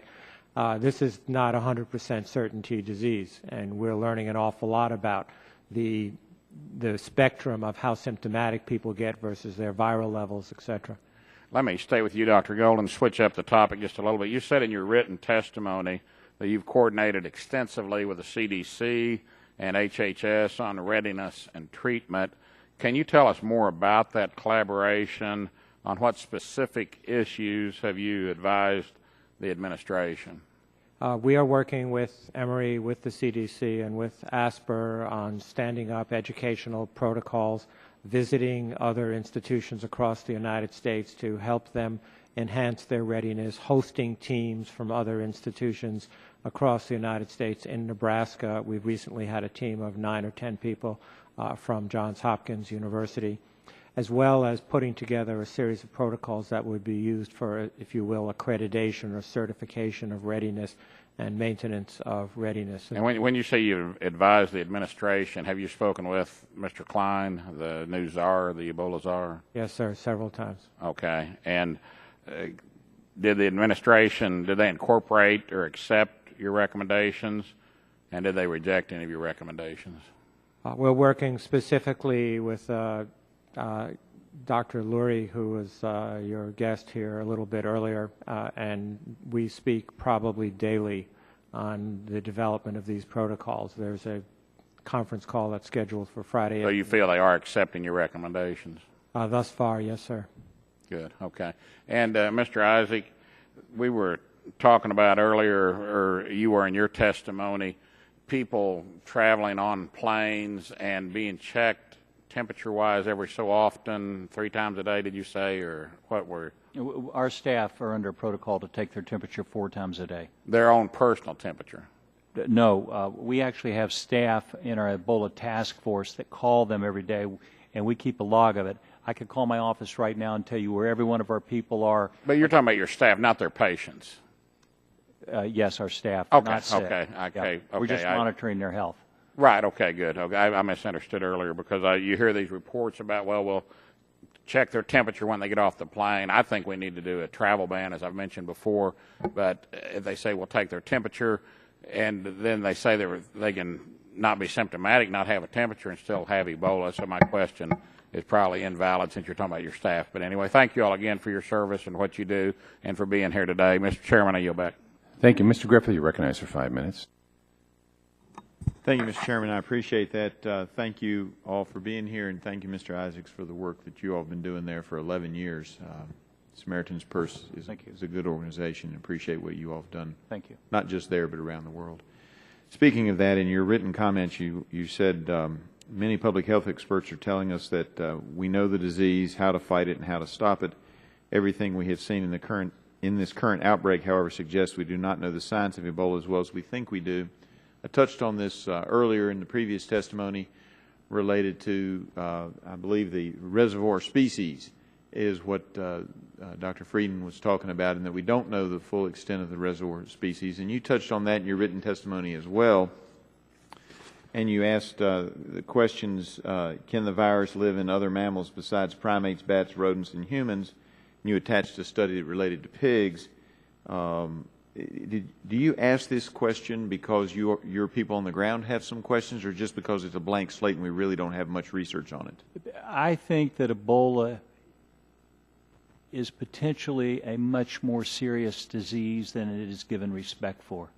What we are seeing is that it is flexible, it is deceptive, it's sneaky, it's agile, and every time somebody thinks they have it figured out, it shows us something new.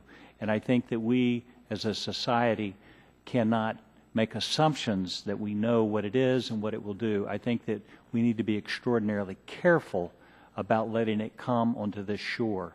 And while it is true that when it has come here, we quickly identified it and isolated it, the truth is, as these doctors could tell you, particularly the gentleman from Texas, that if he had 10 or 20 or 50 cases down there, it would consume his capacity to isolate it. And so while we can isolate it, if it were to get out from under us, it would quickly exceed our capabilities. And that's why I think it is so extremely important to invest resources to fight and stop this disease in Africa before it gets off that continent in a major way. And I appreciate that. Have any of your people there in Africa indicated to you that they're concerned about animals that might be carrying the disease, or is that just a question? We live Ebola 24 hours a day. It's all we talk about. We talk about it all. Right. And yeah, we are worried about it. We don't know. Evidently in Spain, they thought the little dog, they killed it. In Texas, you put it in isolation, and I'm glad the lady got her dog back. I'm a big dog guy. But who knows? Maybe there's some science on this, but I think that we don't know. Well, I would refer you to a study that came out in March of 2005 in the Emerging Infectious Disease. I guess that's the name of the publication, but it's a CDC publication. I'll be happy to get you a copy of it. And it's available, where they talk about the potential of dogs, and it says that although dogs can be asymptomatically infected, in other words, they don't get the disease, and sometimes the science gets confused on television. They don't get the disease, but they're carrying the antibodies for the disease. And this study says asymptomatically infected dogs could, doesn't say they are, could be a potential source of human Ebola outbreaks and a virus spread during human outbreaks, which would explain some epidemiologically unrelated human cases. And it goes on and it talks about there are cases in the past in Africa where they don't have any idea where the disease came from. And I asked Dr. Frieden about that, and he said that, maybe bats, but they still don't know what all the reservoir species are. In a prior hearing before today, when we were here in October, I said, what are we doing about animals coming into this country? And it was more or less laughed off, but it is a concern. Wouldn't you agree, Mr. Isaacs? I do agree, and I'll tell you why it's so important. This is not the flu. This isn't influenza. This is a disease that kills 70% of the people that get it. And if you look at what the disease has done this year, and 5,500 people dead, 13,000 cases, that's extraordinary. And none of us have swam in these waters before, and I don't think that we can use case studies that come from 1976 to today to make assumptions about an unprecedented event that crosses national boundaries. It's now in Mali, when you look at the disease, the caseload may be going down in Liberia, but the disease is in fact spreading geographically. We fear that very soon we will see it in Sierra Leone, and it's already been identified in Mali. Well, and I appreciate your comments on that, and I liked your term travel management, because I do believe we want people to be able to get there to provide humanitarian relief like your organization does. At the same time, I think we have to be very, very careful. With that, Mr. Chairman, I yield back. Chairman yields back. Now recognize Mr. Tonko for 5 minutes. Thank you, Mr. Chair. State and local health departments and local hospitals serve at the front lines for treatment and containment of infectious diseases in the United States. In the case of Thomas Duncan in Dallas, the country saw the challenges faced by local health departments and local hospitals dealing with an unexpected infectious disease. So, Dr. Lakey, now that you've had some time to reflect on Mr. Duncan's case and how it was handled, can you talk about some of the challenges Texas Health Presbyterian Hospital faced in terms of preparedness? Yes, sir. I think the first challenge was to recognize the first case ever in the United States, a rare disease in the United States. Everyone was watching what was occurring in Africa, but to think that that was going to occur in your emergency room on a busy night was a challenge. I think there was a challenge related to the national strategy, and I say national because there's experts outside of government that review those strategies on infection control. But the assumption that any community hospital can care for an individual that has that much diarrhea, that much vomiting, with that much virus in those fluids, I think was a faulty assumption. That it took a really dedicated team to be able to care for that individual. I think one of the lessons learned was healthcare, nurses, physicians, they take their responsibility extremely seriously, and they showed up to take care of Mr. Duncan and their colleagues. I think a lot of people were worried that healthcare wouldn't show up, that healthcare providers would not show up, but they showed up. Mm-hmm. I think there was a lesson related to the level of personal protective equipment. And that was changed, and so a higher level of personal protective equipment. And I think we learned that you don't have to wait for a temperature of 101.5 to diagnose the individuals. We lowered that temperature threshold because we wanted to make sure we identified individuals early, and we identified them with temperatures about 100.6, 100.8, which by the previous guidelines wouldn't have met the criteria for testing. So those are just some of the lessons, sir. And in what ways could the Dallas and the Texas State Public Health Departments have been better prepared to handle an unexpected case of Ebola or any infectious disease? Yeah.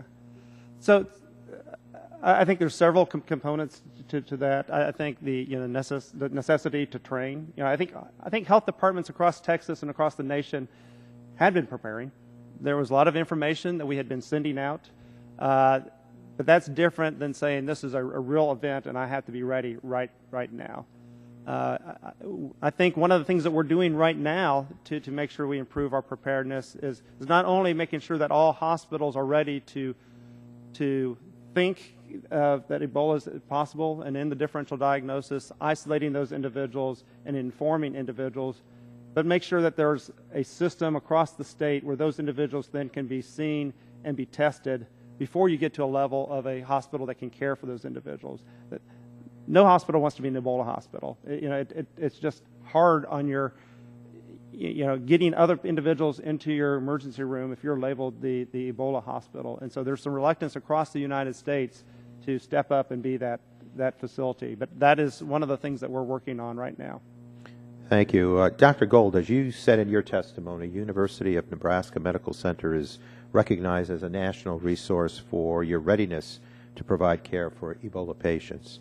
You have successfully treated Ebola patients, and just last week another patient who sadly passed away was brought to your facility for treatment.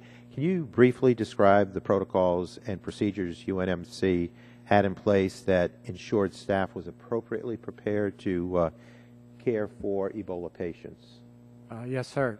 Since the unit was stood up in 2005, the staff of between 40 and 50 people has been sustained, and that staff meets on a monthly basis to go over policies and procedures, emerging trends in Africa and South America, et cetera, and as well as works closely with the military through STRATCOM and the Offutt base. But that team also drills 4 times a year, and they do real exercises in the community with waste disposal, with paramedic transport, et cetera. We also practice donning and doffing, use of various types of personal protective equipment, dialysis, respiratory management, et cetera. So all of the typical procedures and protocols are not only learned, but actually practiced hands-on, real-time, at a minimum 4 times a year for every staff member. Thank you very much. Mr. Chair, I yield back. Thank you. Mr. Terry, 5 minutes. Thank you. Dr. Gold, what are the costs and impacts of being prepared when you are preparing and practicing 4 times a year when all of those pieces within the community are also participating? The actual out-of-pocket costs have been calculated to be between $250,000 and $350,000 a year to maintain the core team of nursing support, techs, respiratory therapists, et cetera. That does not count the in-kind time that our physicians and other leaders put into it, as well as does not count the time of the maintenance of the unit, the air handlers, water supply, autoclaves, maintenance of stock of equipment, et cetera. That's just the personnel time that goes into maintaining the readiness. And in your opening statement, and I hinted this in one of my questions to the CDC, is that for the level of facilities that UNMC and Emory are, and when you train and practice like this, there should be some maintenance funds to offset those costs? Well, we certainly agree with that. I believe that the CDC over time has had a relationship with the Emory organization predominantly to protect the employees of the CDC that work with highly infectious agents in their testing laboratories and around the world. We have not had that type of relationship and would think it would be appropriate perhaps through the UARC structure or through some other vehicle that exists. Are you being homered? Sorry? Emory being in Atlanta and CDC being there, is that, are they just giving money to the hometown hospital? Or is there I some think that they needed relationship? Just like we need a way to take care of our employees if something tragic were to happen and they were to become ill, they need a way to manage their employees as well. And I think that was the original basis of the relationship. We would very much enjoy a similar relationship. Yeah, and I think you are on equal, if not better footing, medically speaking at least.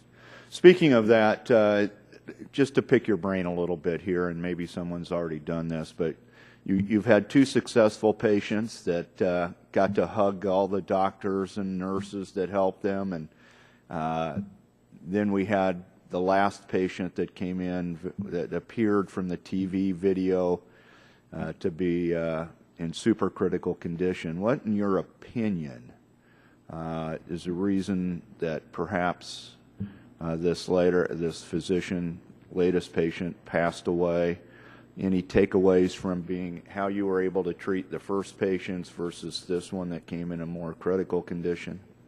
Any lessons learned? I think the most important lesson learned is that the earlier we have access to treat any patient here or in Africa, the better the yield is going to be. This particular patient had renal failure, liver failure, was unconscious when he arrived in the United States. And what we've learned is that those are all very bad predictors of outcome. The earlier patients that we cared for did have early organ failure, but were reversible through good supportive care, and they all received experimental medication, as did this patient. But I believe that the organ system failure we dealt with over the weekend was just far too extreme. So, I mean, with just this one example, it's probably not certain, but is there just a point of no return with an Ebola patient? Their organs have already shut down. Is there a way of treating them so they can survive, or is it just at that point not survivable? I don't think it's possible to predict young people. This gentleman was in his early 40s, and the thinking was that it was worth an all-out effort to attempt to save him. And I don't think if you could take the exact same patient twice that you could predict the outcome. Yeah. Very good. Appreciate it. And Dr. Gold, you and Nebraska Medicine and UNMC make us proud. I appreciate all of your efforts. We have a great team. Thank you, sir. You do. With Mr. Green's daughter. Gentleman yielding back? I yield back. I'm going to recognize Mr. Green for 1 minute of wrap-up. Thank you, Mr. Chairman. I ask unanimous consent to place in the record a statement by the ASHP, the American Federation of State, County, Municipal Employees, urging Congress to support the President's emergency funding of $6.18 million. Without objection. And, Mr. Chairman, I want to thank our panel, both panels today. I know the first one's gone.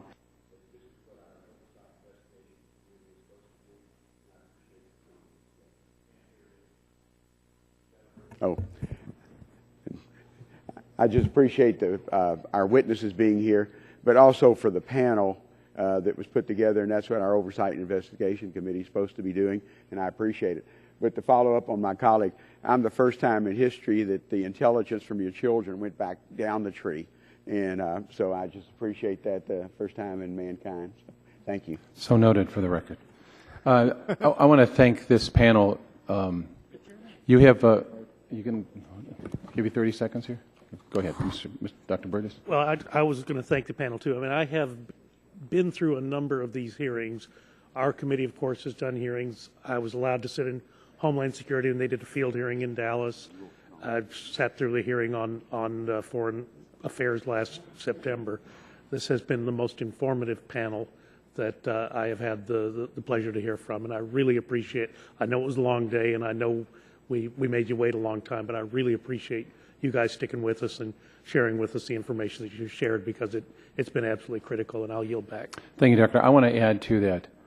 I almost had the feel that the first panel we had today was spiking the ball. We got this, and we can be confident, and I don't agree. After we had our hearing several weeks ago, put forth several recommendations. Among them, we needed some level of travel restrictions. People ought to be isolated for 21 days, and what I hear, Mr. Isaacs, Dr. Lake, I don't know the same for Dr. Gold. Not only did you do that, along with the hospitals of so many colleagues, but your employees didn't complain. They recognize they don't leave their compassion at the borders of Africa. I thank them for that selflessness, that altruism, not only while they're there, but on returning home. From this, several takeaways. The people with level 4 gear can still get Ebola. We don't know all the routes. And what we don't want to have is a false sense of security, that everything's fine. I worry that the first hearing, this room was packed with cameras and people in the press. At this point in the hearing, what you've told us should still tell us we have to keep our radar up, full alert here. We have a major battle for this taking place in Africa with a very difficult time for getting people in and out of there, and if any of those airlines stop their flights, could happen at any moment, we're at a loss for moving people and supplies in and out of there. So along those lines, I hold to it that we should still have people do 21-day restrictions from touching patients when they come back. I'm glad that hospitals are doing that anyways. I hate to think what would happen if that did not occur. And quite frankly, I think the hospital would have to tell other patients that if they did have some employees who are recently with Ebola patients. But I also want to echo Mr. Isaacs, and I'm going to try and work this out, that we ought to have a bridge for people going to and from Africa, for all your selfless workers from so many charities, Catholic Relief and Methodist and so many other groups I've heard from, Doctors Without Borders. We need a way for them easily to go and easily come back, and we can help monitor them. So this is one less thing to worry about. With the amount of money we're talking about going through this, I quite frankly, especially when you look at $20 million going to New York City just to monitor the people exposed to that doctor, that would pay for a heck of a lot of flights, and we could have a charter system to do that. Please stay in touch with us. Committee members will have 10 days to get other comments to the committee, and they will also have questions for you, and we ask that you respond quickly, if in a timely manner, with any questions to the committee. And with that, again, thank you to the panel, and this committee hearing is adjourned.